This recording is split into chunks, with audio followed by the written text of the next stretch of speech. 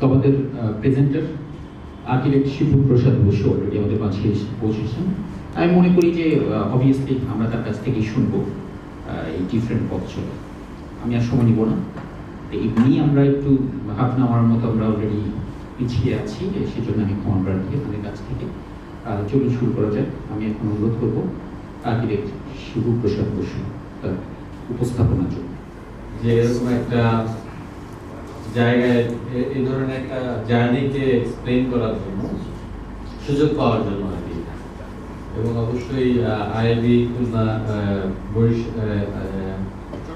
Chittagong chapter recently আমাদের খুলনাতেও chapter হয়েছে। এটা একটা ভালো এক্সপিরিয়েন্স কাজে লাগবে, আশা করছি যে আমাদের করা যাবে। তো আমরা মনে হয় টপিকসে যাই।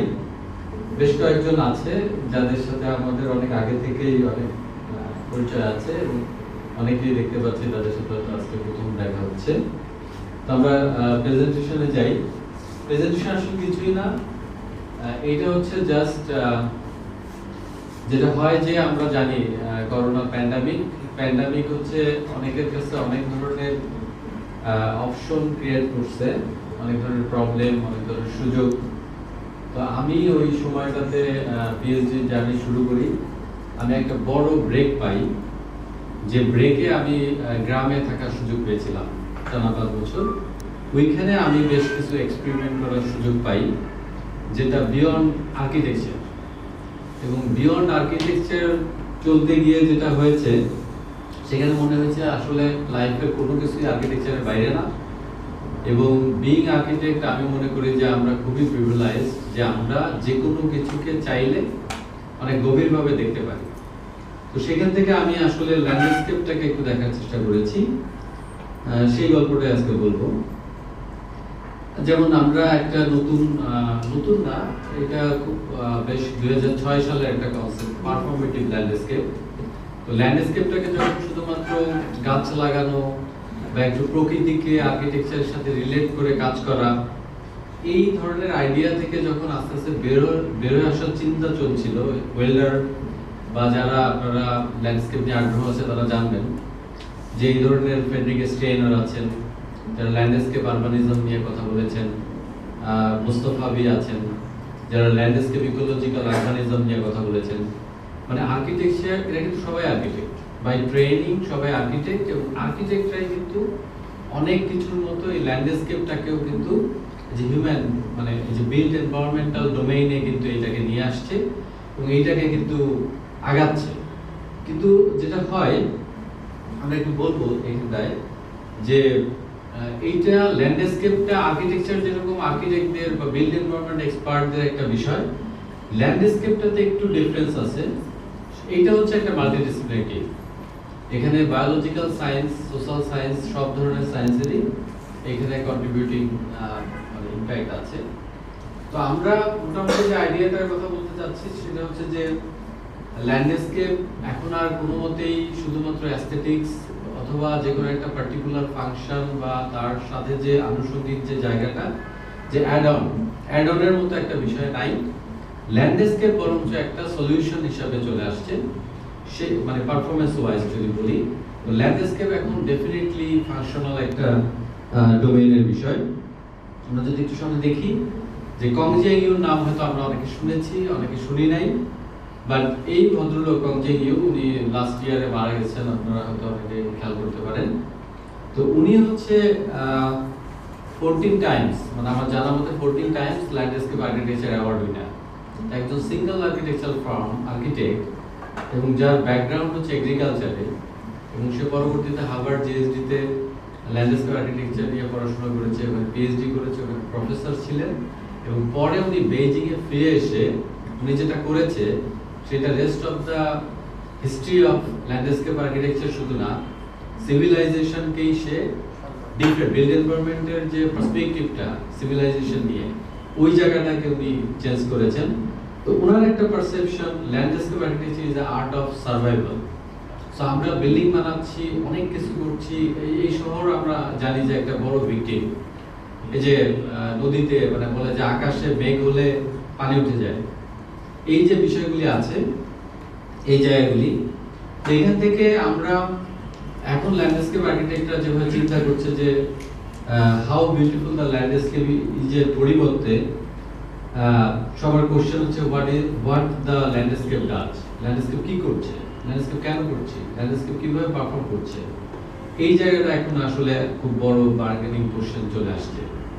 এবং ল্যান্ডস্কেপটাকে যদি আমার পারসেপশন থেকে বলি, আমার জার্নি এক্সপিরিয়েন্স থেকে, যে আমরা জানি যে পঞ্চভূতের জগৎ, ক্ষিতি অপতেজ মরুদ্ভব, মানে এই যে পাঁচটা যে এলিমেন্ট যেটা নিয়ে জগৎ সংসার তৈরি হয়েছে, এই যে মাটি, পানি, আলো বাতাস, এই যে বিষয়গুলি আছে, তো আমরা কিন্তু বিইং আর্কিটেক্ট আমরা কিন্তু কয়েকটা কম্পোনেন্ট খুব ভালোভাবে বুঝি।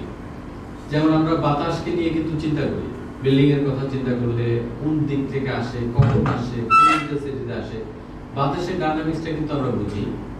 আলোর বিষয়টা আমরা হয়তো অত সিরিয়াস থাকি না, আমরা কিন্তু আমি জানি না কেন জানি আমরা আলোটাকে হিট হিসেবে দেখি।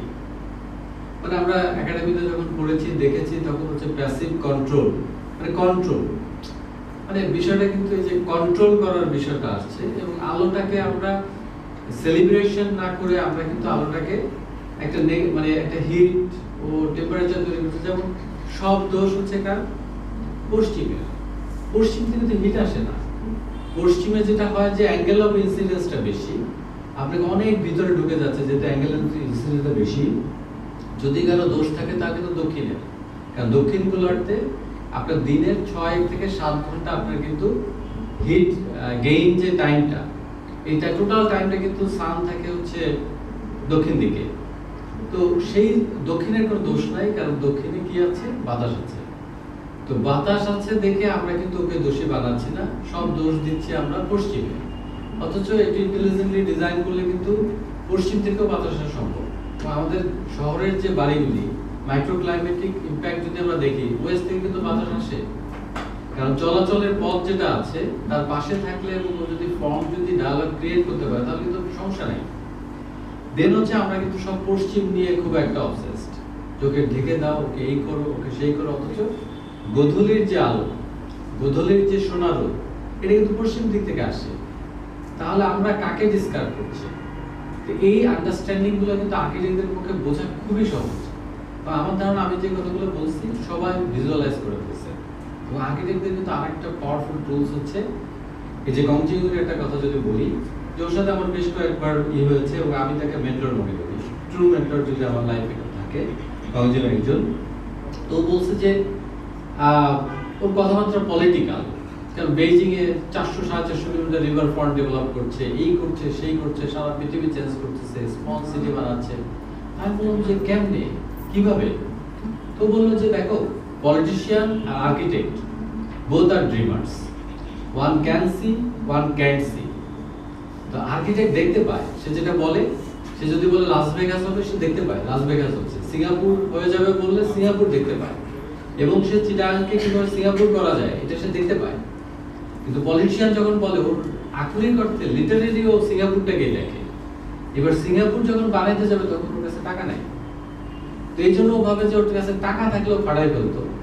কিন্তু সিঙ্গাপুর হওয়ার দরকার নেই, তো আমাদের তো চিটাগাং দরকার।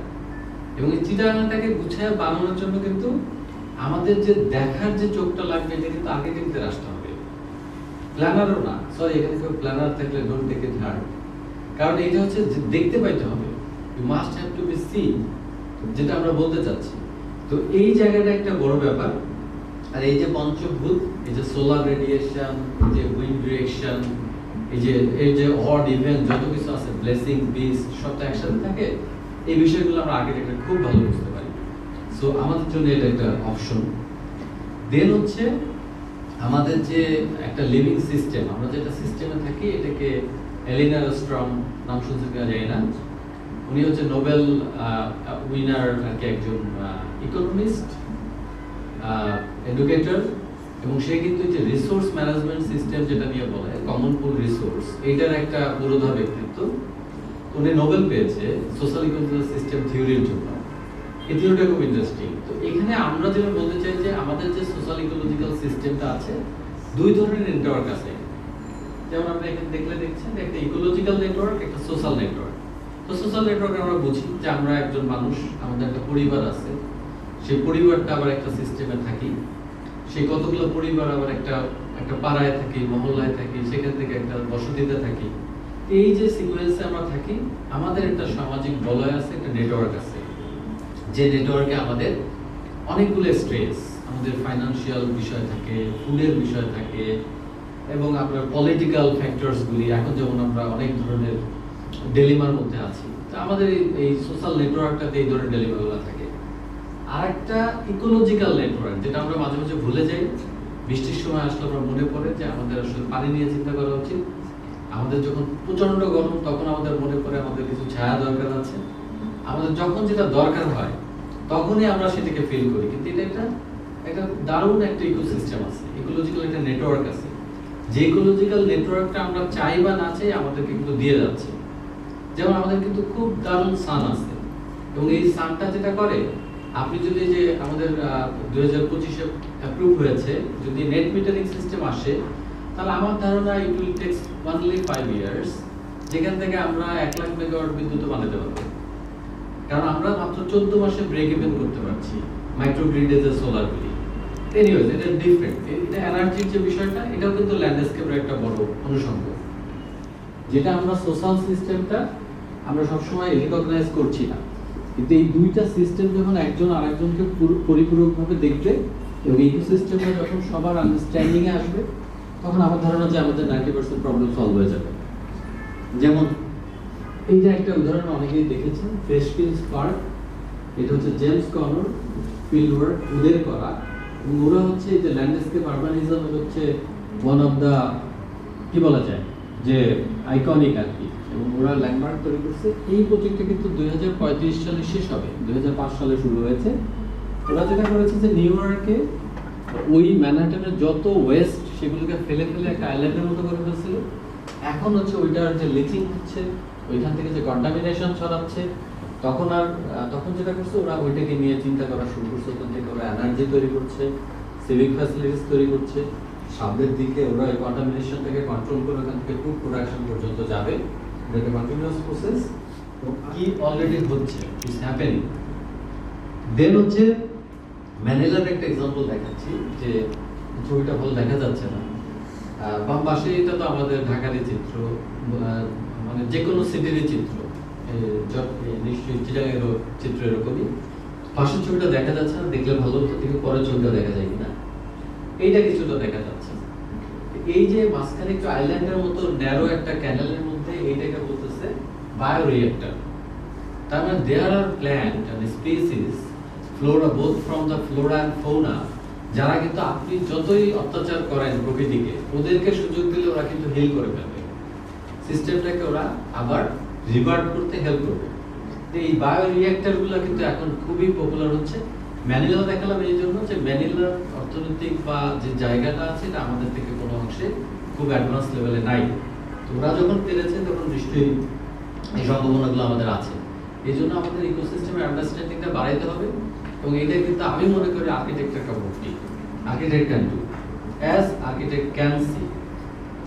দেন হচ্ছে আমরা আমাদের কিছু এক্সপিরিয়েন্স, আমাদের জার্নি দেখাচ্ছি সরাসরি। মানে কি বলবো, আমি আগেই ডিসক্লেমার দিয়ে দিচ্ছি যে এগুলা কোনোটাই আর্কিটেকচার না। আমি চেষ্টা করব যে আমাদের অ্যাক্টিভিজমটাকে দেখানোর জন্য। তো প্রথমে আমরা কিছু আপকামিং প্রজেক্ট দেখাই, যেগুলো আমাদের এখন করছি রাইট নাও। যেমন এটা একটা রিসোর্ট, যে রিসোর্টটা এসেনশিয়ালি একটা রিক্রিয়েশনাল রিসোর্ট ছিল, কিন্তু আমাদের হাতে যেহেতু পড়ছে, তো আমরা তো কনসালটেন্ট, এর একটা গল্প আছে, পরে বলবো। তো আমাদের কাজ হচ্ছে আমরা যা জানি সেইটাই আমরা চাপাই দিই। তো চাপাই যাবে, যেহেতু 3 দিকে নদী, নদীটা হচ্ছে শীতলক্ষা, শীতলক্ষার গন্ধে, স্মেলে টেকা যায় না। তো আমরা ওইখানে এখন অনেক ধরনের কাহিনী করতেছি, যাতে গন্ধ না আসে, শীতলক্ষাকে যাতে ফিল করা যায়। তার সাথে সাথে এই সিস্টেমটা কি হতে পারে সেরকম কিছু অনুমান, যেমন আপনারা জানেন এগুলো সবই। যেমন আমরা বললাম যে পার্কিং লটটা ওরকম হবে কেন, এরকম হবে না কেন, যে ঘাস হলো, আমার ফিল্টারাইজেশন হবে, আমার অ্যাকুইফায়ার রিচার্জের কাজটা হলো। তো খুব মানে এই জিনিসগুলো যে লোড নিতে পারবে, তাতে আপনারা একটা 10 চাকার মানে লোবেট পারবে কিনা যায় না, তো 10 চাকার ট্রাক আমরা এরপর নিছি, কিছু হয়নি। এবং আমরা খুলনা ইউনিভার্সিটির পার্কিং লট যেটা হচ্ছে এখন সেটা কিন্তু এটা করা শুরু করছি। অলরেডি আমি একটা ব্যালেন্সিং শেষ করছি এবং এই কাজগুলো করছি। তো আমরা ওখানে কি করলাম যে ওরা ঢালাইয়ের জন্য প্রিপারেশন ছিল, ওটাকে এখন আমরা ফেলে দিয়ে আমরা একটু মাল্টি লেয়ারে কিছু করে আমরা এই ধরনের সলিউশনে চলে গেছি এবং অলরেডি কনস্ট্রাকশন হচ্ছে। দেন হচ্ছে 100 বিঘার মতো জমি, খুবই ভালো জমি, যেখানে কিছু না কিছু হবে। সো ওইখানে যে ওরা যে মেনু কার্ডটা ডিজাইন করছে, আমি দেখলাম যে ওদের সবজি কিনতে বাজারে যাওয়ার দরকার নেই, আমরা কিন্তু এটা প্রোডাকশন করে দিতে পারি। আমার জাস্ট আমাকে 2 বিঘা জমি যদি আমাকে এগ্রিকালচার ল্যান্ড হিসেবে দেয়, আমি দেখলাম যে ওদের টার্গেট পিক ডেতে 2000 লোককে ওরা সার্ভ করবে। তো এই সবজি উৎপাদন করা আমাদের জন্য আসলে কোনো ইস্যু না। এইটা হচ্ছে আমি একটু ইনভাইটেশন দিই যে আমাদের বাগেরহাট কোচো হচ্ছে আমার বাড়ি, ওইখানে আমরা কিছু এগ্রিকালচার করছি। Anybody is most welcome, any time you can come and visit. ওইখানে আমরা কিন্তু অনেক ফর্মের আর্কিটেকচার বাদ দিয়ে এগ্রিকালচার করে রাখছি। এই কাজটা আমরা এখন করছি, একটা পার্মাকালচার সিস্টেম ডেভেলপ করছি উইদিন দ্যাট রিসোর্স সিস্টেম। দেন হচ্ছে আমরা ওদের ওয়েলকাম ড্রিঙ্কস, যেটা আপনারা জানেন যে একটা ওয়েলকাম ড্রিঙ্কস দেয়। তো ওয়েলকাম ড্রিঙ্কসটা হচ্ছে মাইক্রো গ্রিন কেন না, কারণ মাইক্রো গ্রিন কিন্তু অনেক এক্সপেন্সিভ সবাই বলে, কিন্তু উল্টা করলে কিন্তু এটা লেস এক্সপেন্সিভ। এটা জাস্ট 4 দিন লাগে মাইক্রো গ্রিনটাকে করতে। তো মাইক্রো গ্রিনের আরেকটা বেনিফিট আছে যে একটা শস্য দানা যখন অঙ্কুরিত হয়, ও হচ্ছে যে ক্যাপাসিটি রাখে এনার্জি, তার 6500 গুণ বেশি এনার্জি রিলিজ করে। ওই যে মায়েরা যেমন সন্তানকে বার্থ দেওয়ার সময় একটা হিউজ পেইন নেয়, তো ওরকম আর কি ওই যে কোনো শস্য দানা যখন অঙ্কুরিত হয় তখন 6500 গুণ এনার্জি রিলিজ করে দেখে কিন্তু আপনারা দেখবেন যে কোরিয়ান, জাপানিজ এরা হচ্ছে স্প্রাউট, এই যে মুগ ডালের স্প্রাউট, বিভিন্ন ধরনের স্প্রাউট খায়। এই যে জিনিসটা কিন্তু আপনার খাটের নিচে, আশেপাশে, টেবিলের পাশে, অন্য জায়গায়, যে কোনো জায়গায় কিন্তু এইটাকে আপনি গ্রো করতে পারেন। এর জন্য কিন্তু আপনার কোনো ট্র্যাডিশনাল স্পেস দরকার নেই, তবে অবশ্যই একটু হেলদি কন্ডিশন থাকতে হবে আর কি। তো থাকলে এই মাইক্রোগ্রিনগুলো বানানো যায়, এটা দিয়ে আপনার সালাদের প্রবলেমগুলোকে সলভ করা যায়, ওয়েলকাম ড্রিঙ্কসগুলিকে সলভ করা যায়, এবং এটা অনেক হাই প্রাইসে কিন্তু সেলও করা যায়, এবং এটা ডেফিনেটলি এটা অর্গানিক করার সুযোগ আছে। তো এই মাইক্রোগ্রিনের এই জন্য আমরা একটা শেড অলরেডি বানাই ফেলছি এবং আমরা অলরেডি ট্রায়াল প্রোডাকশন করছি এবং যথেষ্ট ভালো রেজাল্ট। তো এই যে জায়গাগুলো বললাম, দেন হচ্ছে দুর্গের মতো সব ওয়াল করা শুরু করছিল 10 ফিট, আমি আবার সব স্ম্যাশ করে ভেঙে আবার এই যে আমরা বায়ো ফেন্সিং করা শুরু করছি, কারণ ওইখানে খুব দারুণ নেটিভ কিছু বাঁশ পাইছি যেগুলো হচ্ছে কোনো কঞ্চি ছাড়ে না, একদম সিঙ্গেল স্ট্রিপে হচ্ছে। এইগুলো আমাদের জন্য ব্লেসিংস। তো যেটা হয় যে বলে যে এটা হবে, যদি বলি যে আমি করে দিব, পয়সা লাগবে না, তাইলে আর কেউ আর আপত্তি করছে না, তো আমরা এরকম পয়সা ছাড়াই করে দিচ্ছি, কোনো ঝামেলা নেই। এগুলো হচ্ছে, তো এইগুলাকে আমরা ওই স্ট্র্যাটেজিগুলা ওই রিসোর্টের জন্য দিয়েছি এবং এগুলো আমরা এক্সিকিউট করছি। এর বাইরে আরো একটা বড় জায়গা আছে যেগুলো আমরা আর কি সময় আমরা হয়তো কোনো প্রজেক্টে কভার করব। এখন আরেকটা প্রজেক্ট করছি যে এটা হলো আরবান এগ্রিকালচার, যেটা হয় যে কোনো আইডিয়া আসলে এনজিও গুলো বেঁচে ফেলে, কেনা বেচা শেষ। তো আইডিয়া একটা আসার পর ওটা কাজ হবে কি হবে না, এনজিওরা কিন্তু অলরেডি টাকা পয়সা এনে অলরেডি শুরু করছে। তো তার মধ্যে ভদ্র যারা একটু প্রফেশনালি কাজ করে, জিআইজেড, তো জিআইজেড এর একটা কনসালটেন্সি আমরা করছি। আমরা এখন চাঁপাইনবাবগঞ্জ এবং সিরাজগঞ্জে 2টা আরবান গ্রিন প্রজেক্ট করছি। তো ওখানে আমরা যেটা করেছি যে দেখালাম যে আমরা ন্যাচারাল বেস সলিউশনে কাজ করব, কারণ ন্যাচারাল বেস সলিউশনে আপনি যদি 1 টাকা ইনভেস্ট করেন তাহলে 10 টাকা রিটার্ন পাবেন।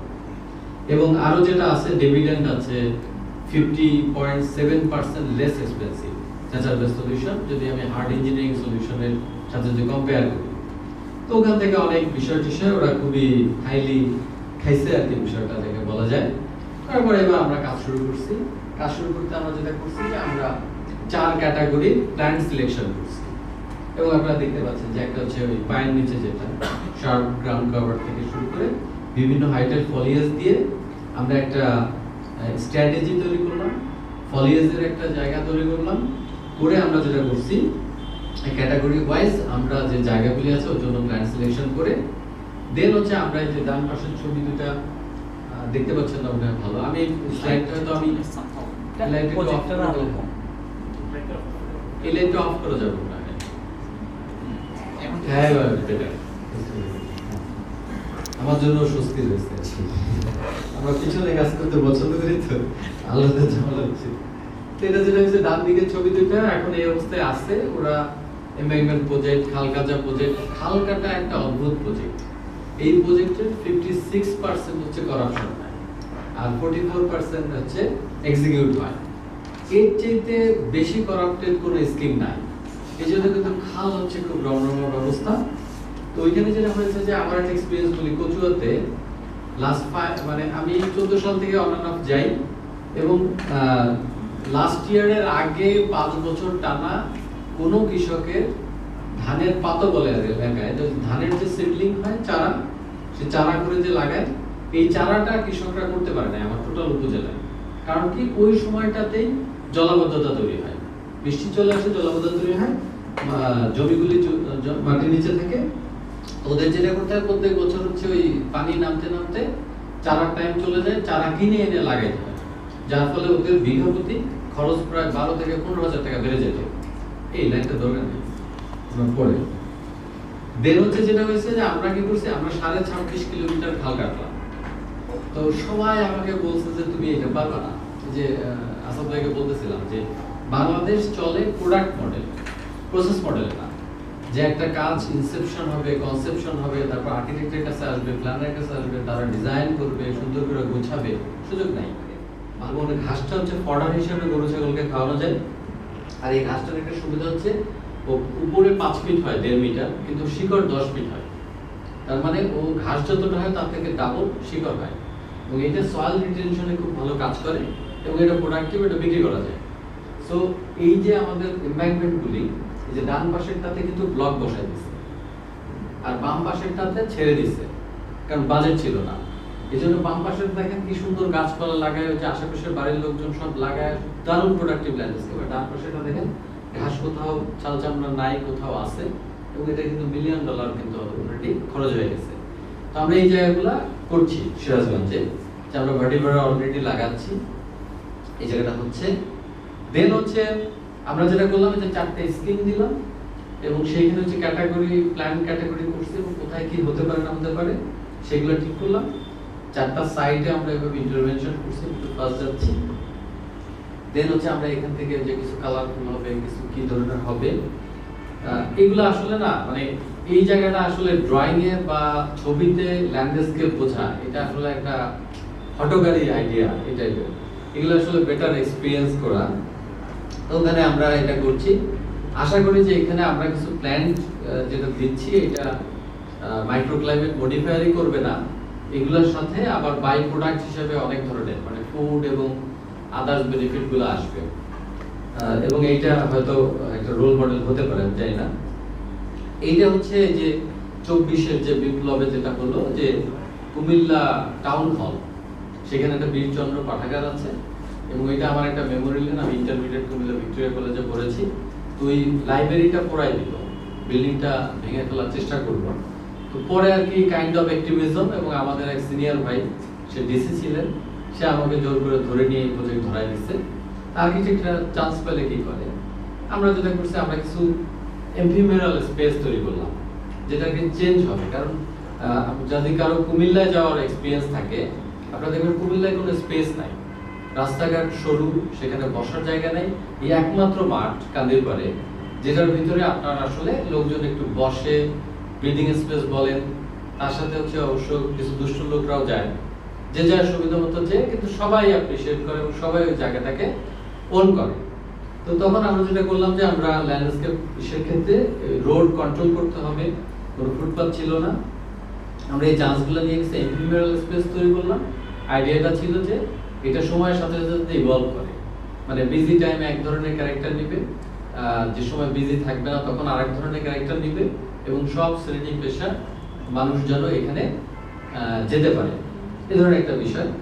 এবং আমরা কিছু লুজ স্পেস তৈরি করলাম, যেটার কোনো কাজ নাই, লুজ, যে যার মতো ইচ্ছা করার মতো থাকলো, গেল, কেউ জগিং ট্র্যাকে গেল, কেউ বসলো, কেউ রেস্ট নিল। ইভেন স্ট্রিটে ঘুমানোর জায়গাও নাই, কিন্তু কিছু লোক তো সবসময় থাকে যারা স্ট্রিটে ঘুমায়।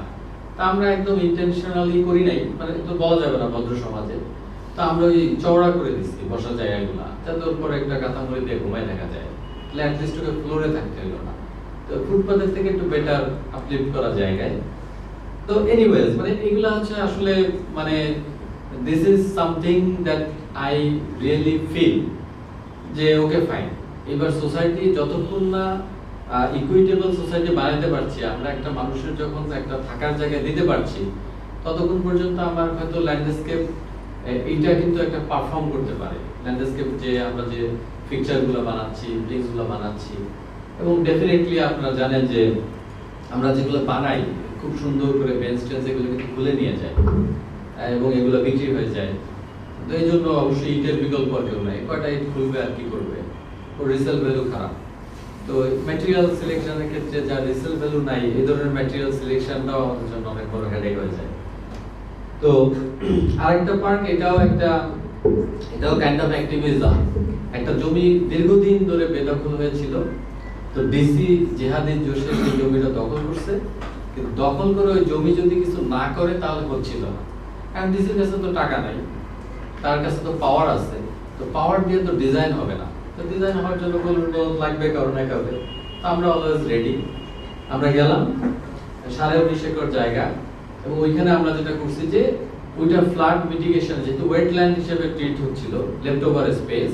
তো আমরা প্রথমে যেটা করছি যে ওখানে মোটামুটি 7 একর একটা দিকে কেটে দিয়েছি, যাতে কিনা ওই যে 19.5 একর শুধু না, তার থেকে 4 টাইমস লার্জার এরিয়ার পানিটা যেন অ্যাটলিস্ট স্টোর করা যায়, যাতে এইটা ভরাট করে আমি যে সিভিক ফ্যাসিলিটিস তৈরি করব, সেটা তৈরি করতে যে আমি যেন পানির জায়গা কমায় না ফেলি।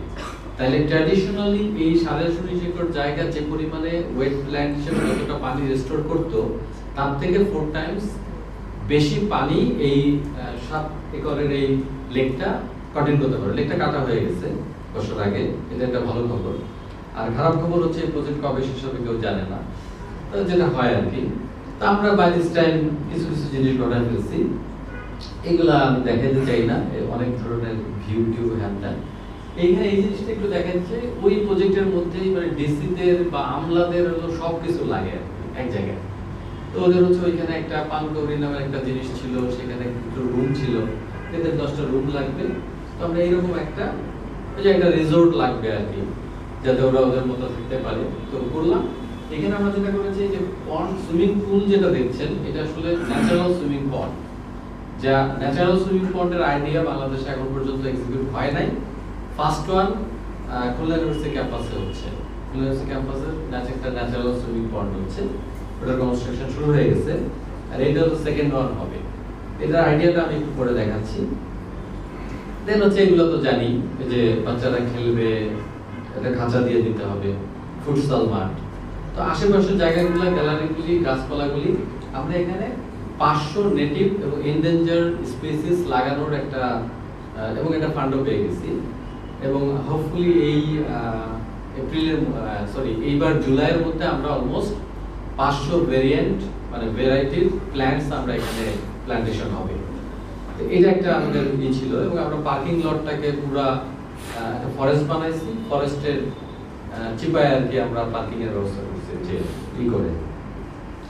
এই কাজগুলি হচ্ছে। দেন খুলনা ইউনিভার্সিটির কথা যেটা বললাম, যে খুলনা ইউনিভার্সিটি অনেকদিন ধরে ওই যে বর্ষা হলেই ডুবে যাচ্ছে এবং বিল্ডিং গুলার প্লিন্থ হাইট অনেক কম। এবং যেটা হয়েছে যে এটা খুলনার ইউনিভার্সিটির জমিটার একটা স্পেশাল ক্যারেক্টারিস্টিক্স আছে, সেটা হচ্ছে এটা হচ্ছে ব্যাক সোয়াম্প এরিয়া। ব্যাক সোয়াম্পের ক্যারেক্টারটা হচ্ছে ও ডিটেইন করতে পারে না পানি, মানে ওরে পানি দিলেও অ্যাবজর্ব করে ফেলবে। ও অ্যাবজর্ব করতে করতে করতে করতে একদম সুপার ট্রিপিং পয়েন্টে না যাওয়ার মতোই পানি আর সরবে না। তো এই যেহেতু ডিটেইন করতে পারে না, ও রিটেইন করে অলওয়েজ।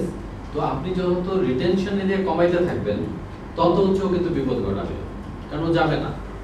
ও মানে ওকে মারলে ওই যে বলে না বিড়ালের মতো, যে ধাক্কা মেরে ফেলে দিবেন আবার ও চলে আসবে। তো এরকম। তো এইটার জন্য আমরা যেটা করছি যে আমরা স্টাডি করলাম যে কত ধরনের পলিসিতে যাওয়া যায়, স্ট্র্যাটেজিতে যাওয়া যায়। দেন আমরা ডিসিশনে আসলাম যে আমাদের আসলে ডিটেনশন এরিয়া বানাইতে হবে, রিটেনশন এরিয়া বানাইতে হবে। ডিটেনশন ড্রেনেজ করে লাভ নাই, ডিটেনশন এরিয়া বানাইতে হবে। এবং তখন আমরা ক্যালকুলেশন করলাম এটা খুবই বেসিক লেভেলে যে আমাদের যত সম্ভব ওয়েটল্যান্ড বানাইতে হবে। এবং আমরা একটা সিস্টেম অফ হাইড্রোলজিক্যাল নেটওয়ার্ক বানাইলাম, যেখানে আমাদের প্রত্যেকটা ফুটপাতের নিচে কিন্তু ড্রেন, এবং এই জিনিসগুলো আর কি, এবং চারপাশে একটা খালের নেটওয়ার্ক তৈরি করা হয়েছে যাতে কিনা ও সরাসরি যেতে পারে। এবং সেন্ট্রাল যে স্পেসটা, এরকম একটা জায়গা আছে, খুলনায় যারা গেছে তারা জানে যে একদম সেন্ট্রাল স্পেসটাকে আমরা এখন ওয়াটার রিটেনশন এরিয়া হিসেবে ডিজাইন করেছি। এই যে চারপাশের গুলো আপনারা এই যে লোটাস পন্ড, লেক সিস্টেম, এবং এইটা হচ্ছে অভয়াশ্রম, এটা পাখিটাকের জন্য ইকো সিস্টেমের জন্য একটা অভয়াশ্রম, বাম পাশে একটা মাঠ। তো সেন্ট্রাল স্প্যানে কোনো বিল্ডিং হবে না, এবং এখানে কোনো মাঠও করা যাবে না, এবং এটা ভরাট করা যাবে না, এরকম একটা প্রিন্সিপাল সেট করে এই এরিয়াটাকে এখন যত বেশি সম্ভব ডিটেইন করার জন্য আমরা এটার ভিতরে পুরো খাল কাটছি, পুকুর কাটছি, যত রকম ভাবে এটাকে ডিচ তৈরি করা যায় সেই ফর্মগুলো আমরা কিন্তু অলরেডি এটার কনস্ট্রাকশন চলতেছে। মানে এক্সকাভেশনের কাজ অলমোস্ট 70% ডান। ওর ভিতর থেকে আমরা আর কি ওই যে একটু ফ্যান্সি টাইপের একটু বসার জায়গা, কারণ আমরা যেহেতু একটা ওয়েটল্যান্ডে আছি খুলনায়, তো চিন্তা করা হচ্ছে যে যতটা সম্ভব ওর আশেপাশের চেহারার সাথে মিলায় কিছু স্পেস যদি তৈরি করা যায়, তো এইরকম একটা পরিকল্পনা নিয়ে কাজ আগাচ্ছে। দেন যেটার কথা বলতেছিলাম, ন্যাচারাল সুইমিং পন্ড, যে ইউনিভার্সিটিগুলোর ফান্ড নাই, খুলনা ইউনিভার্সিটি তো হতদরিদ্র ইউনিভার্সিটি, এখানে কোনো টাকা নাই, কিন্তু একটা সুইমিং পুলের আশা তো আমাদের আছে, ডুবে মরতেও রাজি আছি, তাও তো সুইমিং পুল করতে হবে। আমরা সেখানে যেটা করলাম যে আমরা ওই আমাদের একটা কটকার পিছনে একটা পুকুর আছে, এই পুকুরটাকে আমরা ন্যাচারাল সুইমিং পন্ডে কনভার্ট করতেছি। একটা সাইডের কাজ শুরু হয়েছে। ন্যাচারাল সুইমিং পন্ডের আইডিয়াটা হচ্ছে এখানে মাল্টি লেয়ার, একটা লেয়ার সেট করা হয়, যে লেয়ারগুলিতে আপনার হচ্ছে বিভিন্ন ধরনের, এই যে এগুলো কিন্তু ফিল্টারিং প্ল্যান্ট, যেগুলো আসলে রিয়েল টাইম ফিল্টার করতে পারে।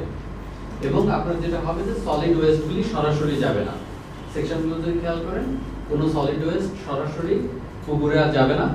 এবং কিছু কিছু আছে কলমি, এই টাইপের কিছু লতা আছে যেগুলি চারপাশটাকে দখল করে ফেলে, তার জন্য কিছু হার্ড সারফেস তৈরি করা হয়েছে, ওর জন্য একটু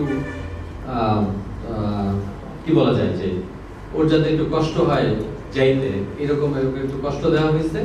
বাই দিস টাইম হচ্ছে ফিল্টারিং বেশ কিছু প্ল্যান্ট, এগুলো সবই নেটিভ, এগুলো প্ল্যান্টেশন কাজ শুরু হয়েছে।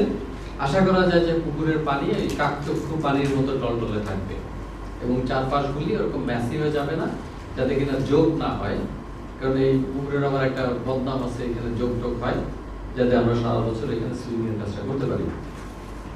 দেন এটা হলো আমাদের খুবই অলরেডি, এই চিত্র আমাদের অলরেডি আছে, ওয়েটল্যান্ডের যেগুলা দেয়া হচ্ছে সবই খুব দুর্দান্ত ভাবে হচ্ছে, এবং আশা করা যাচ্ছে যে ক্যাম্পাসটা একটা ওয়েটল্যান্ডের একটা ক্যারেক্টার পাবে, যেটা আশা করি একটা ইউনিক ক্যাম্পাস আমাদের হবে। দেন হচ্ছে এই প্রজেক্টের কনস্ট্রাকশন চলছে। এইটা হচ্ছে হলো গরিবের ভিএসএম, ভিলেজ সুপার মার্কেট, এটা আইডিয়া ছিল এবং এটা ভালো কাজ হয়েছে। আর এইটা হচ্ছে আমরা খুবই সরকারের সাথে কাজ করছি, বিএডিসির সাথে। বিএডিসির যে লিমিট ছিল, ওরা 2 কোটি টাকার বেশি খরচ করতে পারবে না, ওরা অনেক বার্গেনিং করে এটা 3 কোটি 20 লাখ টাকার একটা প্রজেক্ট। এই প্রজেক্টটা এক্সিকিউশন হচ্ছে দাউদপুরে, এবং এই প্রজেক্টটা আমরা আশা করি যে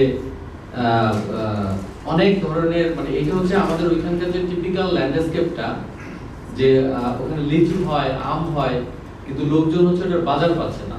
একটা ভালো বাজার সিস্টেমের জন্য ওই ল্যান্ডস্কেপটা ট্রান্সফর্ম হয়ে যাচ্ছে, এবং লোকজন এই ধরনের গাছ না লাগায় ইউক্যালিপটাস গাছ লাগাচ্ছে, যেটা 10 বছর মেইনটেইন করা লাগবে না, 10 বছর পর বিক্রি করে দিবে গাছ। তো যেহেতু আমাদের প্রোডাক্টিভ ল্যান্ডস্কেপটা ট্রান্সফর্ম হয়ে যাচ্ছে ওই এলাকায়, তো ওই জন্য আমরা কাইন্ড অফ, মানে ওই যে এটাও ফ্রি, মানে এটাও কন্ট্রাক্টরের কাছ থেকে আসবে হয়তো টাকা পয়সা কিছু খরচের টাকা, কিন্তু আমরা এটা খুব ভালোবেসে করে দিচ্ছি, এবং এটা এক্সিকিউশন হচ্ছে। আর এই উপরে যেগুলো কালারফুল, এগুলো জাস্ট আর্কিটেক্টের খায়েশ, এমন কিছু না। তবে ওর একটা কাজ আছে, যেহেতু টিম, ও একটু হিট সিঙ্কে কাজ করবে, ওইখানে এক ধরনের বেতি পাওয়া যায়, সেই বেতিগুলি আসলে ওই যে হিট ট্র্যাপ করতে খুব হেল্প করে। তো ওই জিনিস দিয়ে আমরা কিছু এই ধরনের জিনিস করব, এবং ওইখানে 6টা দারুণ বড় গাছ ছিল, গাছগুলি অবশ্যই থাকবে, এবং আমরা ওই ওর যে সার্কুলেশন এভরিথিং একটু অ্যাসিমেট্রিক করতে বাধ্য হয়েছি, কারণ গাছকে আসলে প্রায়োরিটি দিতে গিয়ে। তো আমরা এখানে আসলে যেভাবে পাইছি ওখানে একদম লো কস্টে যেটা করা যায়। এইটা হচ্ছে ড্রিম প্রজেক্ট, প্রধানমন্ত্রীর হাতে হয়েছে, হাতে হবে, কিন্তু এই প্রজেক্টটা একটা স্যাড পার্ট হচ্ছে এই প্রজেক্টটার জমি ছিল মাত্র 8 ফিট বাই 130 ফিট। 8 ফিটে আর্কিটেকচার কিভাবে হয়, পরে অনেক নেগোসিয়েশন করে পিছনে একটা শিশু পার্ক ছিল, তাদের কাছ থেকে 3 ফিট জায়গা প্রধানমন্ত্রীর ভয়টয় দিয়ে যে প্রধানমন্ত্রী ওপেন করবে, প্রধানমন্ত্রী চালু করছিল, প্রধানমন্ত্রী বেঁচে কিনে আমরা মোটামুটি 3 ফিট জায়গা নিয়েছি। নিয়ে আমরা যেটা করছি, ওই পাশের ছবিগুলো দেখাতে পারলে ভালো হতো। ওই সাইডটা খুবই ব্যারেন একটা জায়গা ছিল, কিন্তু আমরা ওইখানে একটা দারুণ ল্যান্ডস্কেপ করছি, যেটা ওই পাশ থেকে ছবি তুললে সব ছবি ভালো হবে, কারণ ওই পুরো গ্রিন স্কেপার করা। এটার কাজও অলমোস্ট আশা করি যে 6 মাসের মধ্যে এটা লাইভে চলে আসবে, মানে ডান হয়ে যাবে। তবে আরো কিছু প্রজেক্ট হলো প্রপোজাল, কিছু গ্রামের বাড়ি, এভরিথিং আমরা চেষ্টা করতেছি যে গাছ, এটা কোনো আর্কিটেক্ট চায় না গাছ কাটতে, সবাই লাগাইতে চায়। কিন্তু আমাদের এই প্রজেক্টটাতে যেমন পার্টিকুলার আইডিয়া ছিল যে আমি আমার যেন এসইউভি খালি না আসে, মানে যতটুকু জায়গা থাকবে ততটুকু জায়গা যেন বাসা থেকে কোনো না কোনো ব্লেসিংস নিয়ে আসতে পারে। তো এরকম ভাবে আমরা চিন্তা করতেছিলাম। এটা নারায়ণগঞ্জে একটা নার্সারি করলাম, ওই যে যেটা আছে যে সোর্স তো লাগবে, তো নার্সারিটা এটা খুব ভালো হিট হয়েছে, এটা অলরেডি লাইভে আছে। কারণ আগে লোকজন যে পরিমাণে গাছ কিনতো তার থেকে এখন নাকি 20 টাইমস বেশি চারা কিনে, যেহেতু এখানে একটু অর্গানাইজ, একটু এসে বসা যায়, একটু দম নেওয়া যায়, গাছগুলো যেহেতু চোখের সামনে ঘুরে, তো সিইং ইজ বিলিভিং, তো উপযোগ বেড়ে গেছে লোকজনের। আগে একটা গাছ কিনতে আসলে এখন 10টা গাছ কিনে, যেহেতু সব গাছগুলিকে দেখা যায় এট এ টাইম। তো এটাও ক্লায়েন্ট খুব হ্যাপি, নার্সারি ম্যান। দেন এইগুলো হচ্ছে যেগুলো আমাদের চলতেছে বা চলছে। আর কিছু কাজ এখন আমি দেখাতে পারি, আমার মনে হয় অনেক টাইম নিচ্ছি, যদি আপনাদের বিরক্ত না হয় আমি শর্টকাট করা যাবে ডেফিনেটলি। তো এইগুলোকে আমরা অলরেডি করে ফেলছি, এবং আমরা বিল্ডিং দেখাতে চাই না, বিল্ডিং গুলো খুবই জঘন্য, কিন্তু আমাদের অ্যাক্টিভিজমটা দেখাই, যেটা আমি লাস্ট করেছি কিছুদিন ধরে। যেমন এইটা একটা জাস্ট 6 শতাংশ জমি। তো এই ছেলেটা হচ্ছে আমার ল্যান্ডস্কেপ টিমের একটা one of the soldier, Titu Das. তো সে যেটা করেছে যে তার বাবা মা গ্রামে থাকে, তো আমাদের যেটা থাকে মিডল ক্লাসের একটা ক্রাইসিস থাকে যে বাবা মা হলো, আমি একটা বাড়ি করার সক্ষমতা অর্জন করতে করতে বাবা মা আসলে ততদিনে হয়তো স্পেয়ার করে যায়, বা তারা আসলে ওই জায়গাটা এনজয় করতে পারে না। তো আমরা আমাদের গ্রামে অলমোস্ট এটা 18তম বাড়ি, আমরা মোটামুটি 10 লাখ টাকা থেকে 20 লাখ টাকার মধ্যে আমরা বেশ কিছু বাড়ি বানাইছি, যে বাড়িগুলি আসলে যে প্যারেন্টের জন্য, তো স্টুডিও অ্যাপার্টমেন্ট টাইপের। এই বাড়িটাও 1000 স্কয়ার ফিটের একটা বাড়ি। তো যে ছেলে বানাইছে তার জন্য উপরে দোতলায় একটা স্টুডিও অ্যাপার্টমেন্ট আছে, আর নিচতলায় হচ্ছে বাবা মার জন্য একটা ড্রয়িং, একটা বেডরুম, আর এই ফ্যাসিলিটিস আছে। তো আমরা যেটা করছি যে ল্যান্ডস্কেপে যত কিছু করা সম্ভব সেই জায়গাটাকে আমরা চেষ্টা করেছি। এন্ট্রিটা এরকম, দেন হচ্ছে বিল্ডিং এমন কিছু না, এই বিল্ডিং বানাইতে আমাদের খরচ হয়েছে অলমোস্ট 22,40,000 টাকা টোটাল, ইনক্লুডিং ইন্টেরিয়ার। প্ল্যান্ট যেহেতু ফ্রি পাইছি, প্ল্যান্টের টাকাটা লাগে নাই, আর বাকি টোটাল বিল্ডিং কস্টে মানে 1000 স্কয়ার ফিট আছে। এটা খুব ছোট একটা প্রজেক্ট, তো চেষ্টা করা হচ্ছে যে যত রকম পারা যায়। এবং এর মধ্যে আবার 1.5 জায়গা এগ্রিকালচারের জন্য করা হয়েছে, কারণ যে আন্টি, যে ওনার যে মা, সে আবার সারাক্ষণ কিছু না কিছু লাগায়, তার কাজ হচ্ছে কিছু না কিছু লাগান। এটা করে যেটা সুবিধা হয়েছে যে আমি প্রচুর সবজি এখান থেকে ভ্যাট পাই আর কি নিয়মিত। তো এই জায়গাটা 100% প্রোডাক্টিভ। এই 6 শতাংশের মধ্যে আমার 50 জাতের ফল হয়, এবং এই প্রায় 1.5 শতাংশ জায়গা, একটার একটু কম, এখানে সবসময় কিছু না কিছু 3-4টা ভেজিটেবল সবসময় প্রোডাকশন হয়। দেন এটা হচ্ছে একটা যেটা বললাম যে এটা একটা ফিলিং স্টেশন। এই ভদ্রলোক হচ্ছে খুবই ইন্টারেস্টিং ক্যারেক্টার। তো সে তো অ্যাটেলিয়ার বোঝে না, সে এসে এমন ভাবে বুঝাচ্ছে যে তার আসলে একটা অ্যাটেলিয়ার লাগবে, যেটা আমরা বুঝি যে লিভ ওয়ার্ক প্লেস। আর সে ফিলিং স্টেশনটা তার বাপের নামে করছে, সেটা যেন একটু দেখতে শুনতে ভালো হয়। তো এরকম তো আমরা করতে চাই, যেটা ঝামেলা করলাম রাস্তার পাশে, তো যে ধুলা বালি হ্যান ত্যান এইসব ঝামেলা, নয়েজ, এভরিথিং। তো পরে আমরা যেটা করলাম যে ওনার বিল্ডিংটাই যে তখন যে পদ্মা ব্রিজ ট্রিজ চলতেছে, তো এরকম হাইট পছন্দ হচ্ছে, ওকে ফাইন, এটা করলাম। দেন হচ্ছে বাম পাশের ছবিটা যদি দেখেন যে ওই দিক পিছনে একটা বসার জায়গা আছে, যেহেতু দক্ষিণ বা দক্ষিণে একটা যাতে ধুলাটাকে ছাকনির মতো কাজ করে, এই জন্য আমরা সামনে মধুমঞ্জরি লাগাই দিচ্ছি। আর উপর থেকে হচ্ছে আমরা লাউ কুমড়া যখন যেটা হয় সেটা ঝুলতে থাকে, করলাও হয়, এটা বেশ সুন্দর একটা অ্যাম্বিয়েন্স তৈরি করে। দেন রুফে প্রচুর শাকসবজি আছে, এবং আপনার কেউ যদি খুলনা বরিশাল হাইওয়ে থেকে যান, এটা একদম মিড পয়েন্টে পড়বে, এবং এইখানে আপনাদের জন্য পাসার বাইদের জন্য সে একটা বিদেশি কমোডাল একটা টয়লেট বানায় রাখছে, খালি use my name to use it. এটা খুব ইন্টারেস্টিং, সে ট্রিবিউট করছে আমাকে যে আমার যদি কোনো গেস্ট যায় তার জন্য সে একটা কমোডালা দারুণ বাথরুম বানায় রাখছে, যাতে আমার গেস্ট ওখানে যাইতে পারে, এবং খালি থাকা সাপেক্ষে ওই অ্যাটেলিয়ার আপনারা থাকতেও পারবেন। এবং সে কিন্তু সুপার হোস্ট, তাকে 2 ঘন্টা টাইম দিলে সে 10 আইটেমের নিচে খাওয়াবে না, এই সুপার হোস্ট। এবং আমার যত লোকজন যায় অত্যাচার অর্ধেক সেই নেয়। হ্যাঁ, এটা কিন্তু আর্কিটেক্ট কিন্তু দ্যাট মাচ পাওয়ারফুল। যেমন ওই লোক আমাকে এসে একদিন বললো যে স্যার, আমার স্যার বলে, আমি ভাই আপনি মুরব্বী মানুষ, এলাকার ভাই, আপনি ভাই বলেন। বলে না, আপনাকে স্যার বলতে হবে। বলে কেন? বলে আমি যখন পেট্রোল পাম্প এই বিল্ডিং ছিল না, তখন লোকজন এসে বলতো তার নাম খোকন। বলে এই খোকন বাড়ি আছো, খোকন আছে কিনা, আমার কর্মচারীদের জিজ্ঞেস করতো খোকন আছে কিনা। আর এখন এই বিল্ডিং হওয়ার পরে বলে খোকন সাহেব আছে কিনা। তো সাহেব যেহেতু বিল্ডিং বানাইছে, তা আমি স্যার। আচ্ছা ঠিক আছে। তো এরকম আর্কিটেক্ট খুব পাওয়ারফুল। এই প্রজেক্টটা আমার জন্য মানে আমার লাইফের একটা বড় কি বলবো যে লার্নিং, এবং আর্কিটেক্টদের যে পড়ালেখা করা উচিত তার একটা বাস্তব উদাহরণ এই প্রজেক্টটা। এই প্রজেক্টটা কেন পড়ালেখা করা উচিত, আমি ওই যে বাওয়া পড়ছিলাম, যে সেকেন্ড ইয়ারে অ্যাসাইনমেন্ট থাকে না আর্কিটেক্টদের উপরে, তো বাওয়া পড়তে চাই, দেখলাম যে বাওয়ার হচ্ছে লাইফ স্টাইলে যে সে যখন কান্ডালামা হেরিটেজ কান্ডালামা করে, হেরিটেজ কান্ডালামার সাইড কিন্তু উল্টা দিকে ছিল, যে ডাম্বুলার পাশে ছিল, এই সিগ্রিয়ার পাশে। তো তার যে সাইড পছন্দ হয় না, সে একটা আইল্যান্ডে কেনাইছে ক্লায়েন্টকে দিয়ে, এবং সে কেনা যায় না কিন্তু আইল্যান্ড 19 ইয়ার লিজ দিয়েছে। এবং সে এত পাওয়ারফুল ছিল বাবা, যে সে পুরো মিনিস্ট্রিকে ইনফ্লুয়েন্স করে ওই ক্লায়েন্টকে ওই জমি নিয়ে দিয়েছে। তারপর কিন্তু হেরিটেজ কান্ডালামা হোটেলটা করছে, এবং এটা কিন্তু একটা must visit for the architect. এটা একদম মাইন্ড ব্লোয়িং একটা আর্কিটেকচার, যারা গেছেন বা যারা জান নাই তারা যাবেন। ওটা করতে চাই, দেখলাম যে আর্কিটেক্ট স্পেল বাউন্ড না, যে ক্লায়েন্ট যে জমি কিনে দেবে তাতে করতে হবে। ক্লায়েন্টের এফোর্ডেবিলিটি ভালো থাকলে সিঙ্ক করলে সম্ভব।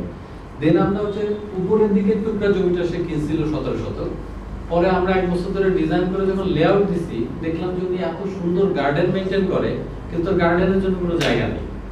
পরে এই প্রজেক্টটাকে স্টপ করে এই 46% পরে কেনা হয়েছে, নিচের যে স্কয়ারটা দেখতেছেন কিনে আমরা 2 বছর পিছায়া দেন হচ্ছে এই প্রজেক্ট করতেছি এটা। তো এটা হচ্ছে আমাদের ওই বাওয়ার থেকে ইন্সপায়ার্ড হয়ে, যে জমি পছন্দ হয় না বা জমি নষ্ট হচ্ছে, ঠিক আছে জমি কেনা। তারপরে এই প্রজেক্টটা করছি। এই প্রজেক্টটা যেটা হয়েছে যে এগুলো আর্কিটেকচার, এগুলো না দেখাই ভালো।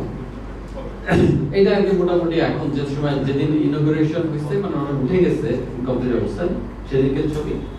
এই প্রজেক্টে একটা ইন্টারেস্টিং জিনিস আছে, উপরে যে একটা ক্যাম্পালা যে ফর্মটা দেখা যাচ্ছে, এইটা হচ্ছে একটা পানির জন্য, মানে জল ব্যবস্থাপনার জন্য ফুল ফেজের একটা রুম। কারণ আমরা দেখছি যে আমাদের যে কোস্টাল এরিয়াতে পানির এত ক্রাইসিস, যে এটা একটা ট্যাঙ্কি করে বা একটা আরও সিস্টেম দিয়ে আমরা আসলে সার্ভাইভ করতে পারি না।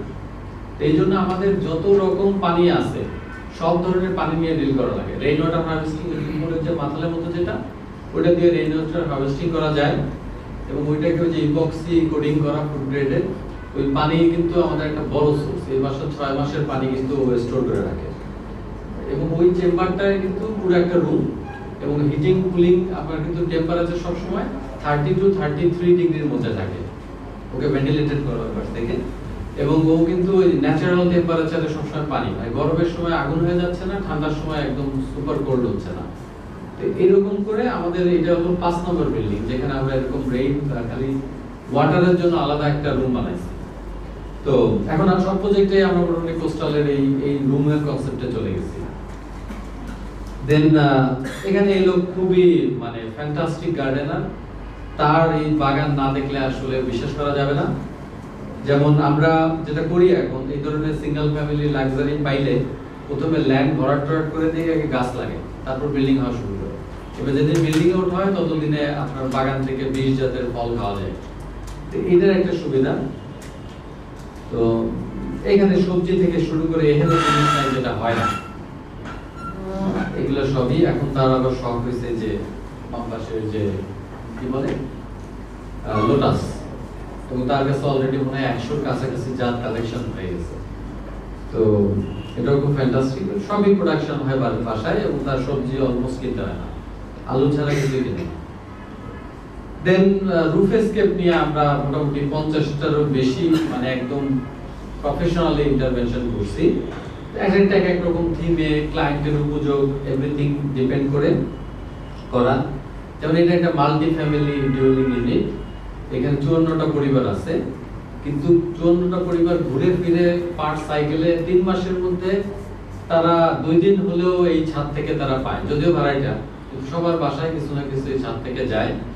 এবং তার জন্য যথেষ্ট পরিমাণ আমরা প্রোডাকশন 11,500 স্কয়ার ফিটের রুম গার্ডেন। এটা হচ্ছে ডান পাশের কর্নার দিকে, এটা হচ্ছে অর্চার্ড, এখানে প্রায় 15 জাতের আম এখনো আছে আর কি। তো শাকসবজি সবকিছুই হয় এখানে।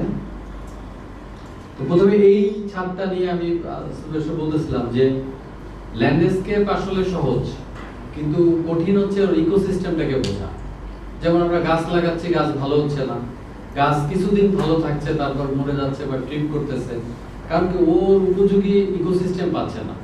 গাছ কিন্তু শুধুমাত্র ওকে নিয়ে সন্তুষ্ট না, ওর মাইক্রো অর্গানিজম সিস্টেম, ওর লিভিং এর সাথে আর আলো বাতাস থেকে শুরু করে সবকিছুর সাথে কিন্তু অণুজীবের যে কম্পোজিশন, এভরিথিং এর উপর ডিপেন্ড করে। তো এরকম এগুলা আসলে অলমোস্ট একই, বাট প্রত্যেকটা কিছু কিছু স্টোরি আলাদা। যেমন এই ভদ্রলোক হচ্ছে, তার হচ্ছে সবকিছু মানে সে হচ্ছে একদম 100% হারভেস্ট করবে, কারণ তার ফ্যামিলিতে কতগুলো প্রবলেম আছে, এবং ডাক্তার বলছে যে তাকে ফুড থেরাপিতে যেতে হবে, এবং সে ফুড থেরাপিতে আছে, এবং ফুড থেরাপিতে যেহেতু আছে তার সবকিছু এই ছাদেই হয়। এবং এটা 5% একটা ছাদ, বুঝতে পারছেন যে 2-2.5টা লেয়ার মিলে সব আছে, এবং সে সব বলতে সে নারকেল গাছ পর্যন্ত দেখছেন কিনা, ওই গাছে নারকেল আছে। তো এটা কেরালা ডিএনটি জাতের একটা নারকেল গাছ, এটা আমি তাকে গিফট করছি, কারণ আনালে সে এমন গাছ লাগাইতো যেটা আমার বিল্ডিং এর অবস্থা খারাপ করে দিত। আখ থেকে শুরু করে এহেনো জিনিস নাই যে এখানে নাই, এই পুদিনা থেকে শুরু করে উনি ওই পাট শাক, এই সেই ফাইবার সমৃদ্ধ যত কিছু সবকিছু কিন্তু এই একটু জায়গার মধ্যে হয়। লেবু টেবু কোনো কিছু তাদের কিনতে হয় না। এটা হচ্ছে তার ছিল, যেমন সে এখানে একটা ওই মাল্টি লেয়ার গার্ডেনিং সিস্টেম, আপনারা মনে হয় অনেকে নাম শুনছেন মিওয়াকি গার্ডেনিং সিস্টেম, মিওয়াকি ফরেস্ট, যেটা ফার্স্ট ওয়ান এখানেই হয়েছিল মিরাসরাইতে, এবং এখন আমরা ধুমায়ায় মিওয়াকি করতেছি। কারণ মিওয়াকি হচ্ছে খুবই ভুয়া একটা জিনিস, সেটা হচ্ছে মাল্টি লেয়ার গার্ডেনিং সিস্টেম। আমাদের গ্রামে যাবেন, সব গ্রামের সব বাগান হচ্ছে মিওয়াকি, এখানে যা দেখুন মাল্টি লেয়ার, সিঙ্গেল লেয়ারে কোনো গাছ নাই, সব মাল্টি লেয়ার গাছ। ওই জিনিসটাই একটু আমরা এখন বদ্ধস্ত, যেহেতু জাপান থেকে আসছে, ওর একটা ব্র্যান্ড ভ্যালু তৈরি হয়েছে, এখন এটা নিয়ে আমরা ঝাঁপিয়ে পড়ছি। হ্যাঁ, এবং এটা বেশ মানে এখন কিন্তু খুবই সবার একটা মিওয়াকি লাগবে। আমি অলরেডি 10টা মিওয়াকি অফার পেয়েছি, তো খুবই ভালো, খুবই পয়মন্ত আর কি। কম জায়গায় অনেক চারা লাগানো যায়, তো বেশ হেলদি একটা বাজেট আসে আর কি। তো এটা একটা, এই গার্ডেনটা হচ্ছে আমাদের ওই রুফটপে মিওয়াকি করা, কারণ এর প্রত্যেকটা বড় গাছের গোড়া মালচিং করা হচ্ছে আইদার থানকুনি অথবা পুদিনা অথবা এই ধরনের গাছ দিয়ে করা, যেটা ওয়েট মিলে পুদিনা এই ধরনের জিনিস দিয়ে করা, এবং ওই যে আপনার অরিগ্যানো এই ধরনের যত জিনিস আছে এগুলো দিয়ে মালচিং করা, যাতে কিন্তু সরাসরি হিটটা না লাগে। এবং আপনি যদি জানেন যে ঘাস জাতীয় যত আছে ওরা কিন্তু 2.5 ইঞ্চির নিচে মাটির ঘাস খাবার খায় না, আর বড় গাছ যেটা আছে সেটা 2.5 ইঞ্চির মাটির ঘাস খাবার কোনো কিছু খায় না, তাহলে দুটোর সাথে কিন্তু কম্পিটিশন নাই। তো একটু যদি সিস্টেমেটিক্যালি করা যায় তাহলে একসাথে মাল্টি লেয়ার করতে পারেন, টবে হবে। দেন এই যে দেখতেই পাচ্ছেন যে কি নাই, এটা যদি আরো জুমটুম করে দেখা যায়, কলা থেকে শুরু করে বাগানে নাই এমন কিছু নাই, এবং আপনি ওইটার ভিতরে ঢুকলে মনে হবে না এটা ছাদের উপরে।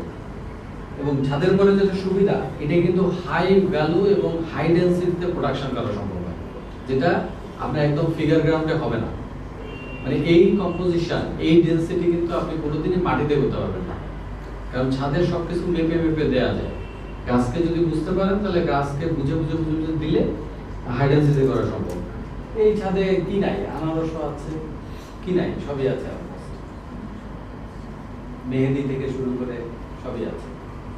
এইটা হচ্ছে ডক্টর শাহাদাত, উনি হচ্ছে একজন অ্যান্ড্রোক্রোলজিস্ট, মানে ওই যে ডায়াবেটিস ট্রিটমেন্ট করে।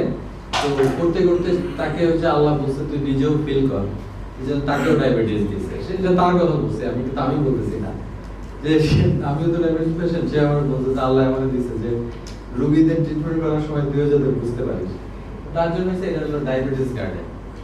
মানে সেও মোটামুটি ওনার উপযোগী যা কিছু লাগে, সকালে লাইভ ফুড খায়, সব একদম বিট থেকে শুরু করে সব কিছু ছাদ থেকে প্রোডাকশন হয়, ওইভাবে করা। মজা হচ্ছে দুই বন্ধু এই যে আগে পরে করছে, দুইটাই আমাদের করা। এটা কেবল কনস্ট্রাকশন শেষ হচ্ছে এবং তার চ্যালেঞ্জ হচ্ছে যে সুন্দর বাগান করবে। তো আমরা উই লাভ ইট, কোনো সমস্যা নেই। আমরা আবার পিছনে তাকে আরো প্যাম্পারিং করতেছি যে যাতে সে আরো জেহাদি চষে যাইতে পারে। এবং এই ছবি খেয়াল করলে দেখবেন তার পাখি থেকে শুরু করে সবকিছু তার লাগবে এখানে দেওয়া হয়েছে। এই যে এটা একটা থ্যাঙ্কস যে আপনাদের অর্গানাইজারদেরকে থ্যাঙ্কস, কারণ এইসব ছবি আমি জীবনেও দেখি নাই। এই যে এখানে আসতে হবে দেখে, কিছু দেখাইতে হবে দেখে ছবিগুলো তোলা হয়েছে লাস্ট 3 days। এগুলো আমার ছিল এটা হচ্ছে অলরেডি এই যে কম্প্যাক্ট যেটা আছে সাদা ছায়া থেকে এবার কলার ডলা থেকে শুরু করে লাউ চিংড়া সব কিছু হইতে থাকে। দেন হচ্ছে এটা হচ্ছে স্বপ্ন মায়াদারের বাসা। এটা তো ওই যে জাফর ইকবাল স্যারের বড় বোনের বাসা। ওনার সাথে আমাদের একটা এগ্রিমেন্ট আছে, এই গাছ হচ্ছে আমরা বিক্রি করব, কারণ এই গাছের পিছনে আমরা প্রায় 1 কোটি টাকা ইনভেস্ট করব এবং 3 ইয়ার্স পরে আমি যদি 30% গাছ বিক্রি করি 1 কোটি টাকা বেড়ে যাবে। এটা ওনার সাথে এরকম একটা চ্যালেঞ্জ নিয়ে আমরা কাজ করছি। এবং এই রুফে এক্সোটিক প্ল্যান্ট, অনেক এক্সোটিক প্ল্যান্ট আছে এবং একটা বোগেনভিলিয়া দেখতে পাচ্ছেন মনে হয়। তো আমার একটা ধারণা ছিল যে মানে সব থাকে না, আর্কিটেক্টরা তো অনেক বড় করে চিন্তা করে যে বাংলা পৃথিবীর সব বোগেনভিলিয়া থাকবে। তো 136 জাত হাতে আসার পরে টায়ার্ড হয়ে বাদ দিছি, শেষই হয় না। বোগেনভিলিয়ার যে কত ভেরিয়েন্ট আই ডোন্ট নো। এই এনার বাগানে এখন 140-এর মতো ভেরিয়েন্ট আছে, নিচে নিচে দিক ছড়ায় ছড়ায়। তো এইটা হচ্ছে বিভিন্ন সময় ছবি, এগুলো ছাদের যে আকাশ, এই যে গোধূলি, হ্যাঁ যে পশ্চিম কিন্তু এটা, হ্যাঁ আমরা যদি একটা ওয়াল করে পশ্চিম আটকাই দিই তাহলে এরকম একটা ভিউ আমরা কিভাবে পাবো, আদৌ কি পাবো? তো এই জায়গাটা এবং ছাদে অলমোস্ট সবই হয়, যে নাশপাতি থেকে শুরু করে এই যে সাদা জাম, কালো জাম, সব ধরনের জিনিস হয়। আপনারা সাদা জাম খাইছেন? সাদা জাম এটা ফ্যান্টাস্টিক একটা জিনিস, এইবার সিজনে মোটামুটি পাওয়া যাবে বাজারে। 4-5 বছর আগে আসছে, তো এবছর আশা করা যায় কিছু কমার্শিয়াল বিক্রির জন্য আসার কথা, তাহলে আগামী বছর পর বছর আসবে। এগুলো সব হচ্ছে এবং পাখি খাচ্ছে, বোঝা যাচ্ছে তো অর্গানিক। আঙুর হচ্ছে কিন্তু পৃথিবীতে প্রায় 800 জাতের আঙুর, তার মাত্র লেস দ্যান 15% হচ্ছে এডিবল, মানে যেটা আমরা খাইতে পারি, আর সবই ওয়াইনারি যায়।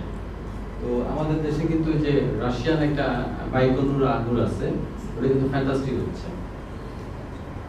এইগুলো হচ্ছে ওই যে সেই কলার কথা বলতে, এই কলা। তো যে ওয়েস্ট ল্যান্ড যেটা ছিল, ওই যে ব্রাউন যেটা, ওই যে ওয়েস্ট ডাম্পিং এরিয়া যেটা ছিল, ওইগুলাকে আমরা মাল্টি লেয়ার গার্ডেনিং করে ওখানে প্রোডাক্টিভ সিস্টেম তৈরি করছি এবং এটা যথেষ্ট ভালো রিটার্নও করতে দিচ্ছে। দেন হচ্ছে এটা একটা অ্যাগ্রো রিসোর্ট, এটা মনে হয় আমার জানা মতে বাংলাদেশের প্রথম অ্যাগ্রো রিসোর্ট। আমরা এটা বানাইছি 14 সালে, কাজ শুরু করা হয়েছিল। এটা হচ্ছে কালকে ড্রোন। এটা এখানে যেটা আছে এটা হচ্ছে আমরা যেটা করেছি যে এখানে আমাদের যেহেতু এটা ওয়েটল্যান্ড এবং সাউথ অঞ্চলে যেহেতু পানির সমস্যা, বন্যা, জলাবদ্ধতার একটা ইস্যু আছে, তো আমরা ওখানে কোনো ওয়াটার ব্যালেন্সকে নষ্ট করি নাই। এবং এই প্রজেক্ট ডেভেলপ করতে যে আমাদের যত ভরাট করা লাগছে সব কার্টন ফিল সিস্টেম হয়েছে। এখানে এক ট্রাক বালিও বাইরে থেকে যে ফিল করা হয়নি 65 একর জায়গায়। তো এই জন্য আমাদের এখানে, এবং এখানে আমরা যেটা করেছি যে বিভিন্ন সাইজের, বিভিন্ন ডেপথের আমরা পুকুর তৈরি করি। এবং এই প্রজেক্টে একটা ইন্টারেস্টিং গল্প আছে, সেটা হচ্ছে আমাদের অঞ্চলে যেটা হয় যে কৃষকরা সর্বভূম, মানে সব খাইতে চায়, ধানও খাবে, মাছও খাবে, সবকিছু খাবে। এটা করতে চায় যেটা হয় যে ধান লাগানোর সময় সবাই, যেহেতু সিজন একটাই, একই সময়ে সবকিছু হয়, ওই 1 সপ্তাহের মধ্যে সবাই সব মাছ হারভেস্ট করে ফেলে এবং তখন 1 কেজি রুই মাছের সাইজের দাম হয়ে যায় 6000 টাকা মন, তাও 45 কেজির মন। এবং আপনারা যদি না জেনে থাকেন, একদিন মাছ ধরতে লেবার চার্জ 5,000 টাকা। তো আলটিমেটলি ও যে 10 মাস 7 মাস 8 মাস যে খাওয়াইলো পারলো, ওরা আসলে মাছ থেকে কিছুই হচ্ছে না। ধান খেতে যায় ওই টেন্ডার মাছটা, গ্রোয়িং স্টেজের মাছটাকে ও বিক্রি করে দিচ্ছে। তো এটার কারণ হচ্ছে ওদের কোনো বিকল্প ছিল না। তো আমরা এই প্রজেক্টে প্রথম যেটা করি যে আমরা 16 ফিট ডেপথের পুকুর বানাইছি, যেটা ড্রাই সিজনেও মোটামুটি 5-7 ফিট পানি থাকবে। তাতে যেটা হয় যে ওই মাছগুলিকে আমরা তখন 8,000 টাকা কিনে এনে এই পুকুরে মানে রাখা যায়। তো এক মাসের মধ্যে কিন্তু মাছের দাম 15-16,000 টাকা হয়ে যায়, জাস্ট 13 ডেজের গ্যাপে। তো এরপরে যেটা হলো যে যারা এখন ফার্ম করে তারা ওই আগে যেটা করতো, ছোট্ট একটা ক্যানেল কাটতো চারপাশ থেকে ধানের জমি নষ্ট না করে, এখন যেটা করে একটু ডিপ করে রাখে যাতে মাছটা ওইখানে থেকে যায়। মানে এখন হয়তো তাকে 10% কম ধানের এরিয়া পাচ্ছে, বাট সবাই কিন্তু স্টোরিং ক্যাপাসিটিটা শিখে ফেলছে। এইটা হচ্ছে আমাদের একটা ইন্টারেস্টিং লার্নিং ছিল এই প্রজেক্ট থেকে। তো এখানে কিছু অ্যাগ্রো রিসোর্ট আছে এবং এখানে বিভিন্ন জোন, 5টা জোন, এখানে ফিশারিজের ইউনিট, এগ্রিকালচার ইউনিট, এগুলি সবই ওই প্রজেক্টের আরো 3 বছরের আগের ছবি। গরু যেন ইকো ট্যুরিজমের জন্য আমরা এই ঘরগুলো যখন বানাই, মানে আমাদের ওইখানে যেটা হচ্ছিল যে কার্পেন্টাররা অলমোস্ট প্রফেশন লেস হয়ে যাচ্ছিল, কারণ কেউ কাঠের ঘর বানাচ্ছিল না, কারণ কাঠের দাম অনেক বেশি, তার থেকে ইট সস্তা। তো আমরা আবার কিন্তু যেটা করেছি যে আমরা কিন্তু এই ঘরগুলো বানাইতে 1,50,000 থেকে 2.5 লাখ টাকার মতো খরচ হয়েছে এই কটেজগুলো বানাইতে। কারণ আমরা হলো 300 টাকার স্কয়ার ট্রিটেড করে কিন্তু এই গাছগুলো করছি। এবং আপনারা এখন জানেন যে টেকনোলজি এমন জায়গায় গেছে যে এক সিএফটিতে 50 টাকা খরচ করলে ট্রিটমেন্টে, এটা কিন্তু আপনার 20 বছর 25 বছর লংজিভিটি থাকে। তার মানে এখন যে উষার কাঠ, টেন্ডার কাঠ যেটা, এটা কিন্তু আপনার প্রসেস করলে এটা কিন্তু লংজিভিটি দিতে পারে। দিতে পারলে যেটা হচ্ছে আমাদের কিন্তু আবার লো কস্টে, এবং এখন কিন্তু আবার আমাদের এলাকায় নতুন করে আবার কাঠের ঘর লোকজন বানাচ্ছে, কারণ এটা কিন্তু থার্মাল পারফরম্যান্স ভালো, যেহেতু পুকুরি বাই, গরমের সময় এক্সেসিভ হিট হচ্ছে না, এবং আপনার হলো মোটামুটি 10-15 বছর তো নাইসলি টিকে যাচ্ছে। এবং এই কাঠটা ওকে কিনতে হচ্ছে না, কিন্তু হোম গার্ডেন থেকে এই কাঠটা ফ্রি পেয়ে যাচ্ছে। এবং ওরা মোটামুটি গ্রামের সবাই টুকটাক কাজ জানে আর কি। এটা একটা ইস্যু ছিল বাইরেতে। আমরা সারা দিনে কাজ করতেছি, বাট আমরা ওই চ্যারিটি বিগিনস এট হোম সব বাগেরহাটে দেখাচ্ছি।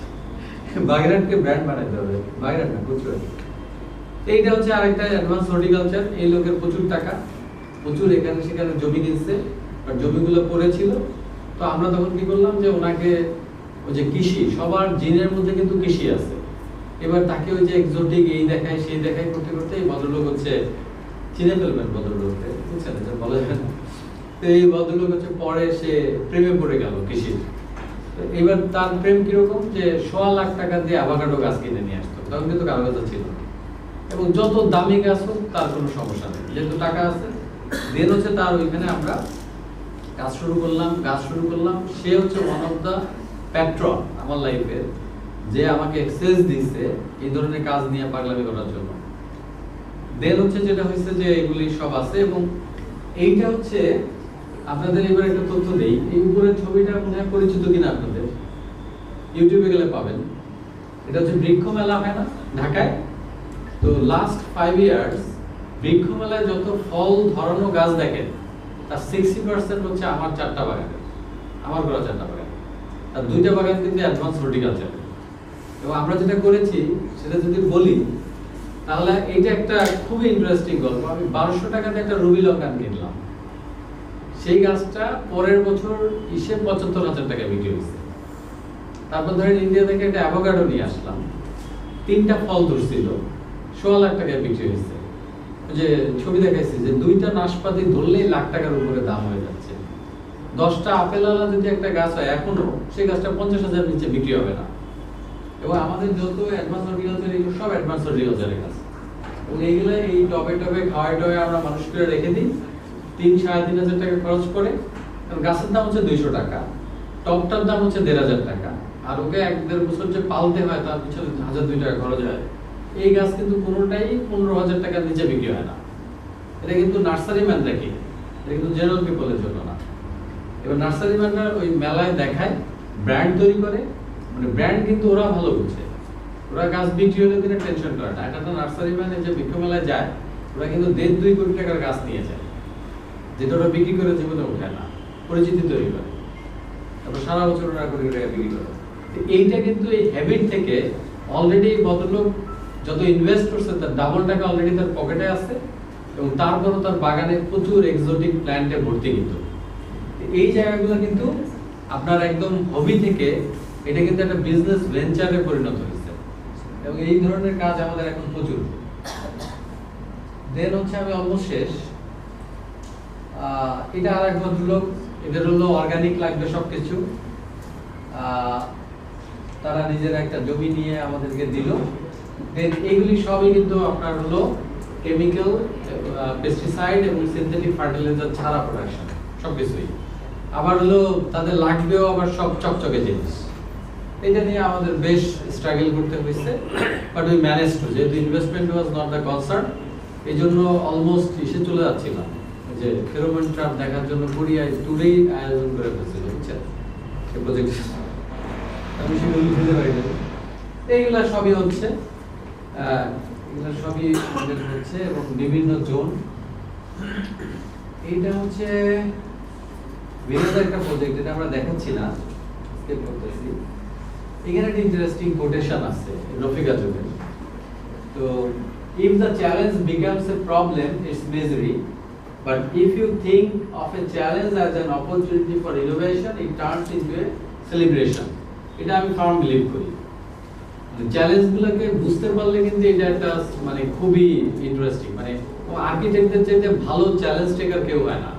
কারণ এত ইল পেইড প্রফেশন আছে বলে আমার জানা নেই, যে এত মানে ইনসেনসিটিভলি মানে আমাদেরকে পে করে, মানে আমাদের রিটার্ন পলিসি তো খারাপ, যে পরিমাণে আমাদের এফোর্ট দিতে হয় একটা কাজের পিছনে। তো সেইখানে আসলে আপনার রেস্ট ইজ হ্যাপিনেস, সেলিব্রেশন হচ্ছে এই যে আপনি যদি কোনো কিছু চ্যালেঞ্জকে উতরাইতে পারেন, তখনই খালি কম্পেনসেশনটা হয়। এটা দেখার বিষয়।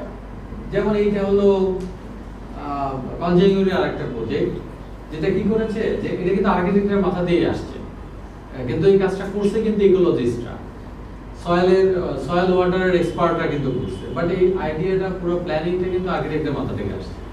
ওরা যেটা করছে যে এই যে দেখছেন গোলাপ পানি ওরা এমন একটা ল্যান্ডস্কেপ সিস্টেম ডেভেলপ করছে with the help of different species, natural conditioning system এবং টোপোগ্রাফিকে ইউজ করে, যেটা একদম ক্লিয়ার পানিতে কনভার্ট হয়েছে। এবং আপনারা যদি বিশ্বাস করেন তাইলে এই যে জায়গায় কাজটা করা হয়েছে যে রিভারে, তার চাইতে বুড়িগঙ্গার পানি 20 টাইমস বেটার। এবার চিন্তা করেন যে ওই পানি কি আর এই পানি কি, কারণ বুড়িগঙ্গার পানি ডেফিনেটলি খারাপ, কিন্তু টক্সিসিটির লেভেল এখনো ওই যে বেজিং লিভারের চাইতে বেশি ছিল না, বেশি না এখন। এই জিনিসটা কিন্তু পুরো বেজিং লিভার এখন যদি রিসেন্টলি যদি কেউ জান, দেখবেন যে ওই কন্ডিশন আর নাই, এবং এটা সম্ভব হয়েছে এই ভদ্রলোকদের এই ধরনের ইন্টারভেনশনের জন্য। তো যেমন এইটা যে আমাদের প্রচুর প্রবলেম শহরে, আমাদের শহরে কোনো রেইন গার্ডেন নাই কেন? আমি কালকে থেকে এসে ঘুরতেছি, যে কারণ শুনে আসছি তো এখানে ডুবে যায়, এই করে সেই করে। এখানে আমাদের রোডে সুন্দর করে গাছ লাগানো আছে, দেখলাম খুব জিগজ্যাগ বিভিন্ন টাইপের প্ল্যান্টার বক্স ডিজাইন করা, একদম বাউন্ডারি ওয়ালের পাশ ধরে গাছও লাগানো আছে, কিন্তু দেখেন আপনার কোনো রেইন গার্ডেন নাই। অথচ প্রবলেম কিন্তু ওয়াটার। তো ওয়াটারকে যদি আপনি ট্রিট করতে চান, ওর সাথে যদি সখ্যতা তৈরি করতে চান, ও তো রেইন গার্ডেন লাগবে। তো কোনো রোডে কোথাও কোনো নোডে কোন জায়গায় কিন্তু রেইন গার্ডেন তো নাই। রেইন গার্ডেন তো ধরেন একটা পোশাকি শব্দ, বাট ওর পারফরম্যান্স হয় ও তো একটা ঘটনা, যেখানে পানিটা যাবে, যে যেখান থেকে ও অ্যাকোয়াফার রিচার্জ দিতে পারবে, বা ও একটা সেফ এক্সিট পেয়ে যাবে। এই যে একটা জায়গায় যে দাঁড়াবে, ওকে যে কতটুকু সময় যে রেস্টিং এর জন্য একটা জায়গা দিতে হবে, সেই ধরনের কোনো রোডে বা কোথাও কিন্তু এই ঘটনা নাই। না থাকলে কিন্তু এটা আসলে হবে না। দেন হচ্ছে যে ফ্লোটিং গার্ডেন, ওই যে লোকজনের পানিতে ডুবে যায়, সবাই কিন্তু যে ফ্লোটিং বেড করে করছে। তারপরে চ্যালেঞ্জ যত আসছে, বন্যা আসছে, খরা আসছে, যা আসছে, মানুষ কিন্তু তার উইজডম দিয়ে সব জায়গা থেকে কিন্তু ওভারকাম করছে। এখন আইডিয়া কোশ্চেনটা হচ্ছে যে আপনি উইজডমটাকে বিশ্বাস করেন কিনা, বা ওই পর্যন্ত আপনার নলেজটা গেছে কিনা। আর এখন যে যুগ, আপনি যে কোনো প্রবলেম কিন্তু ওই চ্যাটজিপিটিতে জিজ্ঞেস করলেও একটা ভুলভাল যাই হোক না কেন, বানায় ছানায় হইলেও দিয়ে দিবে। মানে এবং ও কত, ও 3 মাইক্রোসেকেন্ডে রিফ্লেক্স করে। ফ্রিটা 3 মাইক্রোসেকেন্ডে ও একটা যাই হোক বুঝুক না বুঝুক ভুল দিক মিথ্যা বলুক ও কিন্তু এটা গুছাই দিচ্ছে। আর আমরা হলো আশরাফুল মাকলুকাত, বাট আমরা হলো মানে প্রবলেম নিয়ে গবেষণা করেই যাচ্ছি সলিউশন এন্ডে আমরা আসলে গেলেই আমাদের টাকা লাগে। তো এগুলো হচ্ছে যে কিচেন ওয়েস্ট, মানে কিচেনেরও ওয়েস্ট হয়, এর চাইতে মানে মানে দুর্ভাগ্য হইতে পারে না। কিচেনে কোনো ওয়েস্ট হয় না, কিচেনের সবই হচ্ছে বাই প্রোডাক্ট, এবং এই বাই প্রোডাক্ট তৈরি করার জন্য আপনাদের কিচ্ছু করতে হবে না, এর জন্য লাখ লাখ টাকা লাগবে না, জাস্ট সচেতনতা লাগবে আর একটা মার্কেট সিস্টেম ডেভেলপ করতে হবে। এই পর্যন্তই, আর আমরা অনেক ই করে ফেলছি।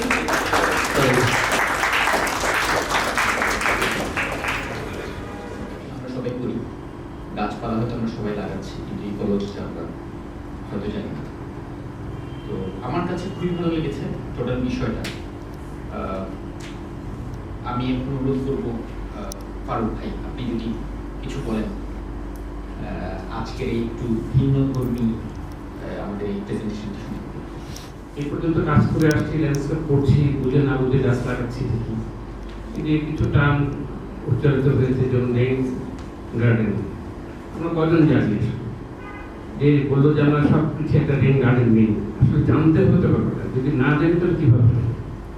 তো এইভাবে আমরা কিন্তু এই 8 বছর যতই প্র্যাকটিস করেছি, গাছপালা লাগিয়েছি, বুঝিয়ে লাগিয়েছি বা না বুঝে লাগিয়েছি, কিন্তু যদি এই সিস্টেমটা আসাতে চাবো, সিস্টেমটা অবশ্যই যেটা বললো ওইভাবে যদি আমরা সব বুঝে লাগাই এবং এটাতে ওই দিকে আস্তে আস্তে টার্ন করি, তাহলে কিন্তু সব দিকে বেটার হবে। এখানে মনে হয় যে এটা সবারই উপকার হবে, যারা নতুন নিশ্চয়ই এখানে আমরা তো যাওয়ার পর্যায়ে চলে আসছি, কিন্তু যারা এখনই কাজ করছে তারা এই ধরনের যদি আরো ট্রেন আপ হতে পারে, এই ধরনের যে খুব কাজ হচ্ছে এটা কিন্তু না। আজকে বলবো যে এই যে চট্টগ্রাম যেটা আয়োজন করেছে, চমৎকার একটা আয়োজন করেছে, যাতে বিন্দু মাত্র যদি একটা লাভ হয় তাহলে বলবো যে সাকসেস। এবং আসলে লাভ হবে কেন বলছি, লাভ হবে, অবশ্যই হবে, তার কারণে অনেক টার্ম এখানে উচ্চারিত হয়েছে, এটা আমরা জানি না। আমরা রুট গার্ডেন করছি, সবাই করছি, কিন্তু জেনে না জেনে, যদি ইকোসিস্টেম না জেনে গাছ টিকছে না, মানে কোন জায়গায় কোন গাছটা লাগাতে হবে, এই বুঝে কাজ করাটা যদি এই ধরনের ট্রেন যদি আরো বেশি বেশি করা হয় এই বিষয়ে, তাহলে কিন্তু সবাই উপকৃত হবে। এবং আমি ইয়েকে বলবো, শিবকে বলবো যে এই ধরনের যদি এইভাবে করা যায়, আয়োজন করা যায়, তাহলে কিন্তু আরো, এটা তো সংক্ষিপ্ত একটা ওভার দিয়েছে যে কি কি কাজ হচ্ছে, কিন্তু এটা যদি আরো ডিপলি মানে শর্ট ফর্মে, যত লং একটা বক্তৃতা অনেক সময় শুনতে চায় না, একটা ট্রেনিং সিস্টেমে যদি করা যায়, একটা স্পেসিফিক মানে এইটা নিয়ে পার্ট করে, তাহলে কিন্তু সবাই উপকার হবে এবং পুরো আর্কিটেক্ট সমাজও খুব লাভবান হবে এবং সবাই শিক্ষিত হবে। এটা আমরা কিন্তু যদি আজকে জানি না, অনেকেরই লাভ হয়েছে, অনেক এই ব্যাপারে পড়াশোনা করছি, কিন্তু এই ধরনের চিন্তা ভাবনা আমরা দেখে খুবই ভালো লাগলো, যতগুলো প্রজেক্ট দেখেছি খুবই ভালো লাগলো, এবং এটা আশা করছি এটা সব জায়গায় ছড়িয়ে যাবে। এবং আর্কিটেক্টরা যদি এর সাথে নিজেকে যদি মানিয়ে নিতে পারে এবং নিজে যদি এর সাথে কি বলবো নিজে ধারণ করতে পারে, তাহলে চমৎকার কিছু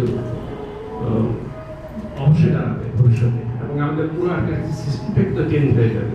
শুধু দালান করছি, রুম করছি, গ্লাস বিল্ডিং করছি, সব কিছু থেকে একটু বেরিয়ে এসে এনভায়রনমেন্টাল মানে একটা সিস্টেমে আমরা কিন্তু সব কিছু করতে পারবো।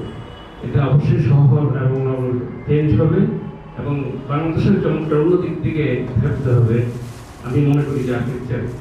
তো সবাইকে ধন্যবাদ আজকে এখানে অংশগ্রহণ করার জন্য, আর স্পেশাল ধন্যবাদ যে এই ধরনের একটা অন্য ভিতরধর্মী একটা টপিক আয়োজন করার জন্য, এবং আইবিকে আবারও ধন্যবাদ। একটু সামনে চলে আসছে, আমরা আমাদের আজকের প্রেজেন্টার শিবন প্রসাদ বসুকে আয়োজিত তরফ থেকে কৃতজ্ঞতা জানাবো। আমি এই পর্যায়ে আমাদের সাবেক ডেপুটি চেয়ারম্যান ফারুক ভাইকে একটু রিকোয়েস্ট করবো সামনে আসার জন্য।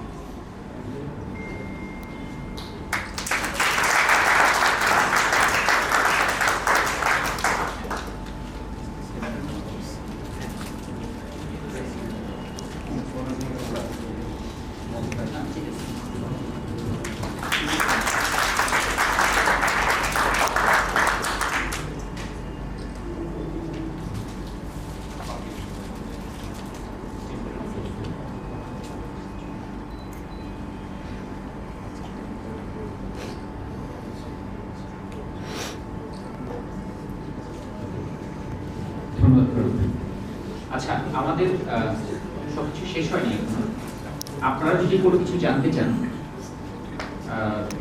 আমার মনে হয় আমাদের প্রেজেন্টার আপনাদেরকে অ্যান্সার রাজীব চৌধুরী টের পেয়েছি আর কি, যে আমি যখন কোনো একটা গার্ডেন ক্রিয়েট করছি, রুম গার্ডেনের কাজ তো আমাদের ছোট বড় কিছুটা করতেই হয়, তখন প্রথমত প্রবলেম যেটা আমার ধরা পড়েছে সেটা হচ্ছে পানিটা গিয়ে আমার কংক্রিটটাকে নষ্ট করে ফেলছে, আমার ছাদটাকে বা দেয়ালটাকে।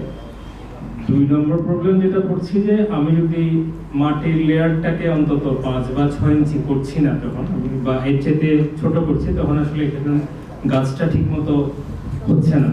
এই ক্ষেত্রে আমরা কিভাবে সলিউশনটাকে পেতে পারি? ধরেন আপনি ছাদে বাগান যেগুলো করেছেন, আমি দেখছিলাম যে অনেকগুলো টব আছে, আবার কিছু জায়গায় আছে যে আমি টবের বদলে যদি আমি একটা পার্মানেন্ট সলিউশনে যেতে চাই, কারণ টব কিন্তু নষ্ট হয়ে যায়।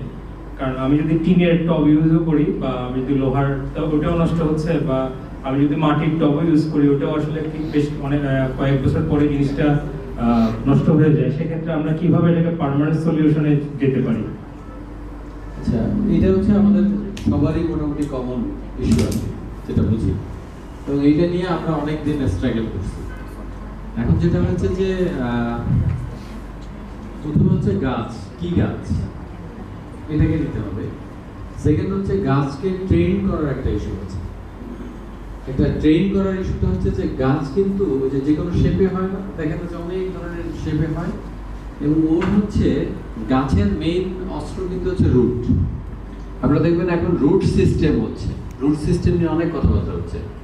তো আপনার যদি জায়গা কম থাকে, তাহলে গাছকে এমনভাবে ট্রেন করতে হয় রুট যাতে হরাইজন্টালি যায়, ভার্টিক্যালি যাতে না যায়। তাহলে আপনি কম মিডিয়াতে কাজটা করতে পারবেন। সবচেয়ে কমন মিস্টেক, আমি এই প্রেজেন্টেশন থেকে ডিলিট করে দিচ্ছি, যেহেতু অনেক বড় ছিল, যে ছাদ বাগানে আমরা অনেকগুলো জিনিস ভুল করি গ্রসলি। প্রথম কথা হচ্ছে মিডিয়া কি হবে সেটা ডিপেন্ড করে গাছটা কি হবে। তারপরে আমরা করি কি, আমরা একটা কমন একটা গাছের জন্য টব, মাটির পরিমাণ সবকিছু প্রিফিক্স থাকে, তারপর একটার পর একটা গাছ দিতে থাকি। কোনটার জন্য ওভার ফিটিং হয়ে যায়, কোনটা আন্ডার হয়ে যায়। এই জায়গাটা আগে আসলে আপনাকে আগে প্ল্যান করে ফেলতে হবে আপনি কি করবেন। যেমন আপনি যদি গ্রাউন্ড কভার বা ঘাস জাতীয়, শাক জাতীয় জিনিসপত্র যদি ফলান, আপনার জন্য 2.5-3 ইঞ্চি আসলে ওর রুটিন হয়। তার মানে 4 ইঞ্চি ইজ গুড এনাফ। আপনি পাট শাক থেকে শুরু করে যে কোনো ডাটা থেকে শুরু করে সবকিছু। ডাটার ক্ষেত্রে একটা ঝামেলা আছে, সেটা হচ্ছে ওকে 6 ইঞ্চি থেকে 7 ইঞ্চি লাগবে, কারণ কি ওটা একটা লম্বা কাণ্ড হয়, ওটা একটা ক্যানোপি থাকে, তাহলে ও আপরুটেড হয়ে যাবে। এটা একটা। এবং যেগুলো একটু লম্বা গাছ হবে এবং ওর যাতে ফলিয়েজ যাতে বেশি হবে, সেটার ক্ষেত্রে আপনার মিডিয়া প্রিপারেশনের ক্ষেত্রে যাতে ওয়েট যাতে ধরে রাখতে পারে, তার জন্য মিডিয়া লাগবে। Rest of the cases like সিমটা জাতীয়, লতানো জাতীয় গাছ বা ছোটখাটো গাছ, যে কোনো গাছের ক্ষেত্রে মাটি দরকার নেই। কারণ হচ্ছে মাটি দরকার নাই, তার কারণ হচ্ছে গাছ যে খাচ্ছে যেটা মাটি থেকে কিন্তু কিছু পাচ্ছে না। কারণ আপনি যে 2 লিটার 3 লিটার মাটি দিচ্ছেন, ওই মাটিতে কোনো মাইক্রো অর্গানিজম সিস্টেম হচ্ছে না, যেটা সেলফ খাবার তৈরি করে। তো যেহেতু খাবার তৈরি করার ক্যাপাসিটি মাটির নাই, তো মাটি তো দেওয়ার দরকার নেই। বরঞ্চ মাটি দিলে যেটা হচ্ছে, দেখবেন যে অনেকের গাছের জালনা লাগে, টবের জালনা তৈরি করতে হয়। আপনি যদি কোনো গাছ 10 বছরের জন্য লাগান, সেই গাছের টবের অবশ্যই জালনা থাকতে হবে। তার মানে হচ্ছে 3 বছর পর পর মাটি তুলে ফেলতে হবে, শিকড় প্রুনিং করে দিতে হবে। কারণ ও যত নতুন নতুন শিকড় ছাড়বে, ওর গাছের তত বেশি প্রোডাক্টিভিটি বাড়তে থাকবে। যত ডাল কেটে দেবে, নতুন ডাল আসবে, তত ফল হবে। এটা একটা লং স্টোরি আর কি। এই জন্য আসলে এত সহজে আপনার সলিউশন দেওয়াটা ভেরি ডিফিকাল্ট। আমরা যেটা করি যে কর্নারগুলি, মানে মাছের মাথা থেকে পচে, লেজ থেকে পচে, লেজ চাপ দিলে বুঝবেন যে মাছ ভালো আছে কি খারাপ আছে। আর বিল্ডিং এর পচে হচ্ছে ছাদ থেকে, কারণ প্রত্যেকটা ছাদ কিন্তু হচ্ছে আপনার রেইন রিটেনশন, মানে ওটা কিন্তু কন্টেইনার। তো কন্টেইনারে কি করতে হয়, যে কর্নারগুলিকে যদি আপনি যে ড্যাডো করে বা 45 অ্যাঙ্গেল করে দেয়, মানে কর্নারগুলি যদি ভালো সিল না করতে পারেন, ওখান থেকে কিন্তু আপনার বিল্ডিং কিন্তু নষ্ট হওয়া শুরু করে। আর পানি হচ্ছে একটা এমন মানে খতরনাক একটা জিনিস। ধরেন আপনি 8 তলা বিল্ডিং এর ছাদে 3 তলার ওয়াল নষ্ট হয়ে যেতে পারে, কিন্তু ওইখান থেকে সিপেজ হয়ে 3 তলায় এসেও ইম্প্যাক্ট করতেছে। অথচ 5 তলায় কিন্তু ঝামেলা নাই। তিন তলায় এসে দেখতেছেন ওয়াল থেকে চলে যাচ্ছে। তার মানে পানি ওয়াটার প্রুফ আপনার ছাদ হইতেই হবে, গাছ লাগান না লাগান, এই ব্যাপারে কোনো কম্প্রোমাইজ হবে না। সেকেন্ড যেটা হচ্ছে যে আমরা টিপিক্যালি ক্লিন করার জন্য, নিচে করার জন্য আমরা কি করি, 1 ফিট উপরে পার্মানেন্ট টপ যেটা বানাই, 1 ফিট উপরে আর একটা ছাদ করে একটা বক্স কাস্টিং করে ফেলি। কাস্টিং এ ঝামেলা তৈরি করে, ওয়েস্টেজ রড 8 মিলি 10 মিলি রড টড এসব দিয়ে যখন করে ক্লিয়ার কভার পায় না, তাহলে 8-10 মানে কি হয় 2-5-10 বছর পরে কিন্তু এটা ফেটে যায়। তাহলে আপনি ঠিক যখন কংক্রিট তৈরি করতেছেন, একটু স্মার্টলি আপনি ফেরো সিমেন্ট দিয়ে করেন, 1-1.5 ইঞ্চি ঢালাই করলে হয়ে যাবে, স্লিক লাগবে, সুন্দর লাগবে। আর যদি ট্র্যাডিশনাল পোর্টল্যান্ড সিমেন্ট দিয়ে করেন তাহলে ওয়্যার মেশ ইউজ করেন, তাহলে কিন্তু এটা থাকবে। সো এগুলো সিভিল ইঞ্জিনিয়ারিং সলিউশনের বিষয়। তো সেন্সিটিভলি ডিল করলে কিন্তু এটা আসলে ঝামেলা হবে না। থার্ড যে সলিউশন আপনি চাইতে পারেন সেটা হচ্ছে যে টপের কিন্তু অনেক টাইপ আছে এবং আপনাকে 4 বছর পর পর মাটির 1 বছর রেস্ট দিতে হয়। তার মানে আপনি যদি 10 বছর 20 বছরের টপ চিন্তা না করেন, 4 বছরের টপ চিন্তা করেন, 4 বছর পর টপ সহ ফেলাইতে, তাহলে ইনিশিয়াল ইনভেস্টমেন্ট লো করে ফেলা। জিওটেক্স ব্যাগ দিয়ে হইতে পারে, আর আপনাদের এখানে ভাটিয়ে দিতে যে পরিমাণে ওয়েস্টেজ আছে, আর আমার তো দেখলেই খালি লোভ লাগে যে আমি যদি এরকম ট্রাক ট্রাক ঘুরে চলে যেতে পারতাম। জিওটেক্স ব্যাগে যেটা হয়, জিওটেক্স থেকে প্রচুর মাটি বের হয়ে যায়, মানে যখন পানি দিচ্ছি গাছগুলো, যখন পানি দিচ্ছি মাটি থাকবে কেন জিওটেক্স ব্যাগে? মাটি দরকার কেন? এই ঝামেলাটা তো হয়। আপনি মিডিয়া তৈরি করতে ভুল করছেন। ক্লে কম্পোনেন্ট কেন থাকবে? ক্লে কম্পোনেন্ট অতটুকু একটা জায়গাকে কি করবে জানেন, ও পারফোরেশন নষ্ট করে ফেলবে। অনেকের গাছ 2-3 বছর হয়ে গেলে মরে যাচ্ছে, গোড়া পচে যাচ্ছে, এই করে যাচ্ছে, কারণ কি ও ক্লে কম্পোনেন্ট যাইতে যাইতে ও নিচের দিকে পানিকে জমায় রাখতেছে, শিকড় পচে যাচ্ছে। পারফোরেশন নষ্ট করা যাবে না। এই জন্য আপনি যে ছোট্ট একটা জিও ব্যাগে যে 20 লিটার মাটি দিচ্ছেন, মাটির হিসাব লিটারে কিন্তু কেজিতে না, তো যে ভলিউম তো এটা, তো 20 লিটার মাটিতে আপনি যখন একটা গাছ লাগাচ্ছেন, সেই গাছটা যখন মাটি দিচ্ছেন ক্লে কম্পোনেন্টের কারণে ও কিন্তু 2-3 বছরের মধ্যে ওটা শক্ত হয়ে যাচ্ছে, পারফোরেশন নষ্ট হয়ে যাচ্ছে এবং ও ওয়াটারকে আপনার ই করতে পারছে না, মানে ভেন্টিলেট করতে পারছে না, সেই কারণে গাছ নষ্ট হয়ে যাচ্ছে। আর 3 বছর পর পর অবশ্যই গাছের শিকড় কেটে ফেলতে হবে। মানে গাছ কিন্তু 2 লাখ ফেলাই দিয়ে কাইটে কেটে আবার বসাই দিলে কিন্তু থাকবে। তাহলে আপনাকে জানতে হবে যে কখন তুলবেন আর কখন বসাবেন আর কতটুকু শখ আপনাকে দিবেন। এইগুলো আসলে কি প্যাশনের বিষয়। আপনি আসলে একদিনে এভাবে বললে তো হবে না, মানে কিন্তু এই সিস্টেমটা এভাবেই ওয়ার্ক করে। লিভ করলে অর্ধেক কাজ হয়ে যাবে। তো আপনার মিডিয়া সিলেকশনে আমাদের প্রচুর প্রবলেম হয়। আর একটা প্রবলেম হয় জাত সিলেকশনে। ধরেন আম লাগাবেন, আম ছাদের পর যদি আম খাইতে চান, কেন চান আমি জানি না, কিন্তু যদি চান তাহলে কোন জাতের আম ছাদে হয়? মানে আল্লাহ দুনিয়ায় সবই হয়, কিন্তু কোনটা কমার্শিয়ালি বা বাণিজ্য বাঁচাবে আর কি, সেটা আপনাকে চিন্তা হবে। ড্রপ ভেরিয়েন্টের আম লাগাতে হবে, সব গাছকে ড্রপ বানানো যায়। হিমসাগর আম ছাদে হাফ ড্রামে লাগাবেন, সেই আম হইতে থাকবে খাইতে থাকবেন, এটা হইতেই পারে না। ঠিক আছে, আপনাকে আমের গাছ চিনতে হবে, ড্রপ ভেরিয়েন্ট চিনতে হবে, ওই গাছ কোনোদিনই 15 বছরের বেশি সার্ভিস দেবে না। সো এই প্ল্যান্ট সিলেকশন, কোথায় লাগাচ্ছেন, তার মিডিয়া সিলেকশন, তার ভলিউমেট্রিক অ্যাসেসমেন্ট, এই জিনিসগুলো সম্বন্ধে একটু কষ্ট করে হলেও জানতে হবে। এটা একটা হিউজ জায়গা। হ্যাঁ, টেম্পারেচার ভেরিয়েশন বা গ্রুপের নিচে যে টেম্পারেচারের কোনো ডিফারেন্স বা মাইক্রো ক্লাইমেটের চেঞ্জ হয়েছে, মানে আপনি 100% একটা পূর্ণবয়স্ক গাছ পার আওয়ার 7 টন এসির সমান কুলিং ইমপ্যাক্ট তৈরি করে, যে কোনো পূর্ণবয়স্ক গাছ। এবার আপনার যে একটা ই করছে না, ওই যে আপনাদের যে একটা যে কি বলে পতেঙ্গায় যে একটা বীজের মধ্যে একটা হার্ড সারফেস করে রেখে দিচ্ছে না, কিছু লাগবে না, আপনি একটা ফাইকাস লাগাই দেন। ফাইকাসের মধ্যে আছে ওই যে বট, পাকুর, তারপর যা যা ভালো লাগে, ওই যে সিঙ্গাপুরে দেখে আসছেন না, সিঙ্গাপুর ইসের মধ্যে সাংগিয়ার পোর্টের মধ্যে যেগুলো, ওগুলো ডিফারেন্ট টাইপের ফাইকাস ও হবে। একটা বট গাছ আপনার মোটামুটি 50 টন এসির সমান গাছ কুলিং ইমপ্যাক্ট তৈরি করবে। তো টেম্পারেচার তো হাওয়া হয়ে যাবে, 5 ডিগ্রি তো এখানে কমাই ফেলতে হবে অবশ্যই। এটা তো বলতেছি যে এরকম একটা ট্রেড অফে আসে না কেন? হ্যাঁ, এটা সম্ভব, এটা ডেফিনেটলি হয়। এবং আমার যে ছাদগুলা লোকজনকে খাওয়াইছি তো এটা বেঁচে, যে ছাদ গরম হবে না, বুঝছেন? এই যে প্রথমে মেনে নিছে, কিন্তু মাথায় তো চায় না সহজে যে এত গাছ কত গাছ। তারপর যখন লাউটাও হয়, এই এখন তারা সবাই 3G বুঝে, 4G বুঝে, এগুলো বুঝে না যে লতা জাতীয় যে কোনো গাছ যেটা দিয়ে আপনি শস্য নিবেন, ধরেন চিচিঙ্গা, ঝিঙ্গা, এগুলো 10 পাতা হইলে প্রথমে কেটে দিতে হয় পাতাটা, এবার ও ডালপালা ছাড়ায়, এইবার হচ্ছে আবার 10 পাতা হলে আবার প্রত্যেকটা মাথা কেটে দিতে হবে। এবার সব ফল হচ্ছে ফিমেল হবে, এবং এত ফিমেল হবে যে আপনাকে লাউ বাগানে 15 দিন পর পর নতুন করে একটা লাউ গাছ লাগাতে হবে, কারণ প্রথম 10 পাতা পর্যন্ত সবই মেল ফুল হয়, এবং ওখানে হ্যান্ড পলিনেশন ছাড়া আপনার লাউ দাঁড়াবে না। অনেকের ছাদে এই যে কালকে গেছিলাম, যে জোর করে ধরে নিয়ে গেছে, তার লোকজন আমার এখন দেখলে আগে কিন্তু আর্কিটেক্ট মাথায় হতো, এখন গাছ মাথায় হতো, এটা একটা ভালো, ঠিক আছে। তো যা দেখেছি সব মেল ফুল, এবং ওখানে কোনো পলিনেটর নাই, কারণ সে কি করছে, সে একটা বিষাক্ত গাছ পাশে লাগাচ্ছে। বিষাক্ত গাছ কি, যেমন বরবটি, ওরে কিন্তু 2 দিন পর পর স্প্রে করতে হয়। যে বরবটি খাচ্ছেন না, ও কিন্তু পুরো টুকে হচ্ছে সিনথেটিক ফার্টিলাইজার আর পেস্টিসাইডের ব্যস্তানুপাতিক, মানে ওই সিন জাতীয় সব ডেইলি স্প্রে করতে হয়। তো অত স্প্রে যদি করে, পলিনেটর কোথা থেকে আসবে? ওর কি জীবন নাই? ওরও তো ভয় আছে না।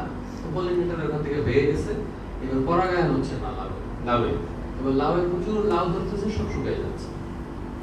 তবে হ্যান্ড পলিনেশন শিখাই দিলাম, ও এই জিনিস তো আমরা কাঁকরোলে করি, তারপরে লাউতেও কর, সমস্যা কি? এবার হইলে ছবি দিবি, মোটামুটি আশা করা যায় যে আগামী সপ্তাহের মধ্যে মোটামুটি গোটা 20 লাউ দাঁড়াবে। এগুলো ভেরি সিম্পল সায়েন্স, এবং এগুলা জাস্ট আপনি বললে, প্যাশন করে বললে এরকম হাজার হাজার গল্প তৈরি হয়ে যাবে, কোনো ঝামেলা নেই। Rest is happiness. এই যে একটা আনারকলি ফল গেছেন তো কক্সবাজার, প্যাশন ফ্রুটস 100 টাকা, 50 টাকা, কি পরিমাণ কপাল পুরা, সারা বছর হয় এরকম ভেরিয়েন্ট আছে। আমি গিফট ফ্রি গিফট দিতে পারি, এবং ও হচ্ছে এভারগ্রিন, ও সব সময় পাতা থাকবে। যদি পেইনলেস কোনো গাছ দিয়ে ছাদ ঢেকে দিতে চান বা কোনো জায়গায় আচ্ছাদন করতে চান, প্যাশন ফ্রুটস লাগে না, সারা বছর এভারগ্রিন, ফুল থাকবে, বাই প্রোডাক্টে ফল দিবে, এবং ফুলটাও কিন্তু চমৎকার, বেশ বড় একটা ফুল, বেশ সুন্দর। যে আমাদের কোটিয়াটা লাগাইছি, সেটা 3 তলা থেকে ফুল দেখা যায়, কারণ দেখি নিচতলায় 1 তলা লেভেলে ফুল ফুটলে কোনো ফুলই আমরা 3 তলায় দেখতে পাবো না, কেমন একটা ব্যাপার না? এই জন্য বড় ফুল হবে, এই জন্য ফ্যাশন ফ্লাওয়ার লাগাইছি, এরকম কোনো সমস্যা নেই। রুফ গার্ডেন তো আমাদের হিটটা কি কমাচ্ছে, মানে আমাদের যে সারাউন্ডিং যে ওয়ালগুলো আছে, মানে কংক্রিটের সমস্যাটা হচ্ছে কংক্রিট হিটটা ধরে নিয়ে ছাড়ে, অনেক সময় পর ছাড়ে, এই ছাড়াটাই তো সমস্যা, মানে ইনডোর টেম্পারেচারটা বাড়ায় দেবে। তো আমরা তো রুফটাকে পরিচালনা দিচ্ছি, কত হিট বাড়ায় আর কত ইঞ্চি কংক্রিট? স্যার এটা ভ্যারি করে। আমাদের যে মিডল ইস্টের ক্ষেত্রে আমাদের টাইম লাইন হচ্ছে 10 আওয়ার্স, কারণ 10 ইঞ্চি ব্রিক ওয়ালের টাইম লাইন হচ্ছে 10 আওয়ার্স। তাহলে আপনাকে কংক্রিট মানে থিকনেস যদি কম হয়, তাহলে এক ধরনের পারফরম্যান্স হবে, কতটুকু আছে, কতটুকু রিটেইন করবে, এগুলো হিসাব আছে। কিন্তু গাছের সাথে এর কোনো মানে নাই। যেমন হচ্ছে আপনার যদি মনে হয় যে প্রচুর হিট হচ্ছে, সেইখানে কি গাছ লাগাবেন? তাহলে কি গাছ লাগাবেন? যে মরুতে কি কি গাছ হয়, অ্যাডেনিয়াম, যে মরু গোলাপ যেটাকে বলে, যেমন প্রচন্ড কটকটে রোদ, আপনি কিছুই টিপতেছে না, কিছুই হবে না, আপনার সময়ও নাই ছাদে ওঠা, ওই 200 মাটির টব লাগাই দেন, অ্যাডেনিয়াম লাগাই দেন, ও কিন্তু যত হিট হবে ও তত ভালো, ও 1 মাসেও মাইন্ড করবে না পানি না। তারপরে আপনার ধরেন এই যে আমাদের এখন তো খুব পপুলার যে ড্রাগন ফ্রুটস, ও কিন্তু আপনাকে জাস্ট ড্রাগন ফ্রুটস আমরা যেটা ভুল করছি, সেটা হচ্ছে ওকে তো খাবার দিতে হবে প্রোডাকশনের জন্য, আমরা লাগাই ভুলে যাই। বাঙালি স্বভাব হচ্ছে আমি লাগাবো, আমাদের খালি দিতে হবে, হ্যাঁ, কিন্তু ওকে যদি ওই বর্ষার শুরুতে এবং বর্ষার শেষে যদি সাইজ বেঁধে আপনি 2 থেকে 5 কেজি গোবর টোবর এসব দিয়ে দেন, বা যে কিচেন ওয়েস্টগুলোকে দিয়ে দেন, ও কিন্তু দেখবেন ফল দিতেই থাকবে। এবং আমাদের এই ক্লাইমেটে আমরা 10 মাস প্রোডাকশন পাইছি। তো এইগুলো কিন্তু আমরা হিটের সাথে এরা কিছু মাইন্ড করবে না, কোনো সমস্যা নেই, কত হিট দিবেন ও বরং ওটাকে অ্যাপ্রিসিয়েট করবে। এরকম প্ল্যান্ট আছে, প্ল্যান্ট সিলেকশন ইজ এভরিথিং, এগুলো সমস্যা। স্যার আমরা রেফারেন্স কোনো বই থাকে স্যার, আমি আসলে আসলে এই বইগুলো খুঁজছিলাম, বাট আমাদের দেশে এই যুগে বইয়ের রেফারেন্স জিজ্ঞেস করা তো হলো চ্যাট জিপিটি সত্যি কথা বলার মতো হয়ে গেল। প্রচুর বই আছে, কোনো সমস্যা নেই। আমি একটু সেটা হচ্ছে ওহা আর্কিটেকচার যে এটা ওগুলো আপনি করবেন তাহলে হয়তো আইডিয়াটা পাবেন। ওহার যে প্র্যাকটিসিংটা সিঙ্গাপুর হচ্ছে আমার ব্র্যাক ইউনিভার্সিটিতেও পড়ছে, তো ওটা বিল্ডিংয়ের তিন ধাপে অনেকগুলো এখানে একটা জিনিস রুপটপে ঠিক আছে। এখানে একটা ইনফরমেশন দিই যে ওহার যে ব্র্যাক ইউনিভার্সিটি তার 80% গাছ আমরা সাপ্লাই করছি।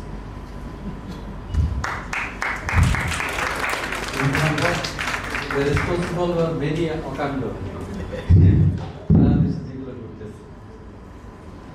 Anyways, আর কার কোনো কোশ্চেন আছে?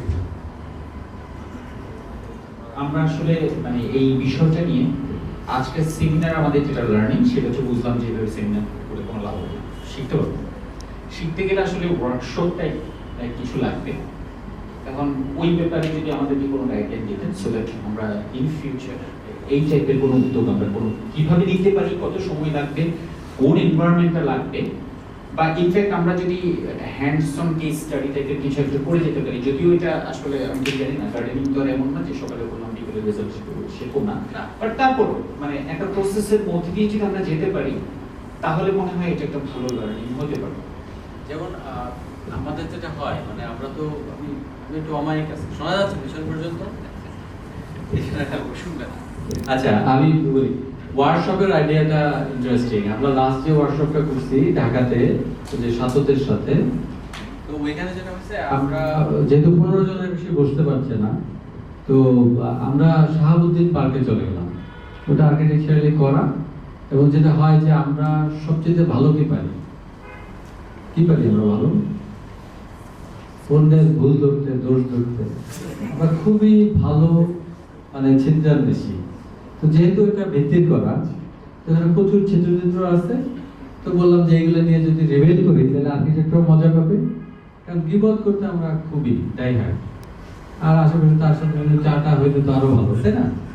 এরকম একটা স্পেস যদি পাওয়া যায়, ধরেন যেখানে ফর্মাল ইন্টারভেনশন হয়েছে, অথবা ধরেন একটা ছাপ যেখানে একজন লোক খুব প্যাশনেটলি কাজ করছে বা তার কিছু প্রবলেম আছে বা নাই, তো এরকম যদি একদম ফিল্ড বেস যদি যাওয়া যায় তাহলে হয় কি আমরা একদম ধরে ধরে কোন জায়গায় কি করা যায় কি যায় না, কোথায় ঝামেলা আছে কি ঝামেলা নাই, এই জায়গাটা কিন্তু মানে এর চাইতে ভালো লার্নিং আর হতে পারে না।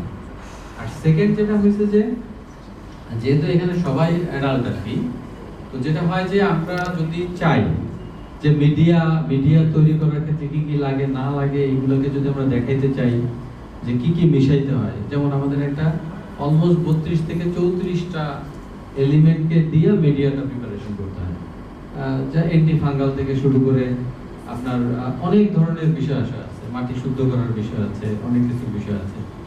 এই সব ম্যাটেরিয়ালকে আমরা হ্যান্ডস অন হয়তো দেখতে পারি যদি করি। এইভাবে আমরা যদি করি একটা ফিল্ড মানে একদম একটা সাইটে বসে, যেমন আমরা শাহাবুদ্দিন পার্কে যেটা শিখলাম যে রোদ আছে, সব আছে, ঘাস নাই, আবার ছায়া আছে, ঘাস নাই, তার মানে এট এনি কস্ট ঘাসই নাই। ওই ঘাস নাই কেন? তাহলে ঝামেলা রাখুন জায়গা, কারণ ওখানে মানুষ আছে এই জন্য ঘাস নাই।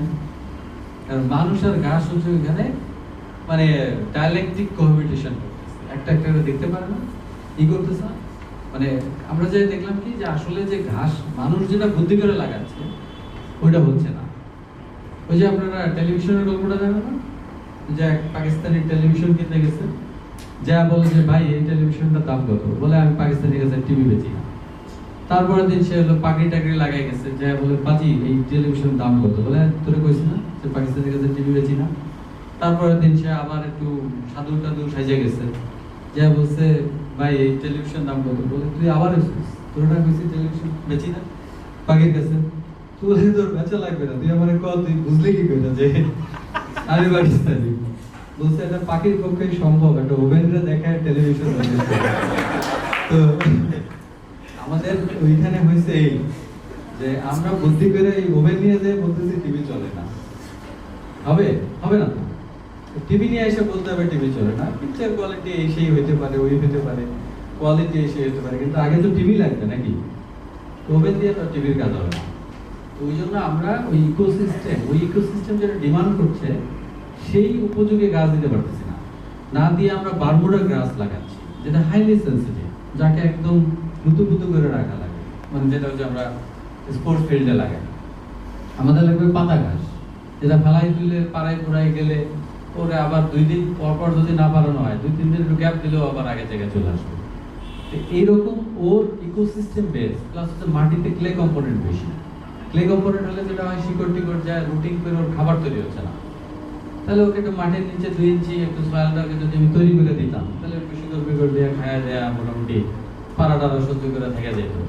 তো ওরে আমি কিছুই করি না, ওরে এটা বলতেছি তুই হ, তোর কি লাগবে বল, তুই হ, তোর হইতেই হবে, তোর কি লাগবে পাচ্ছি না।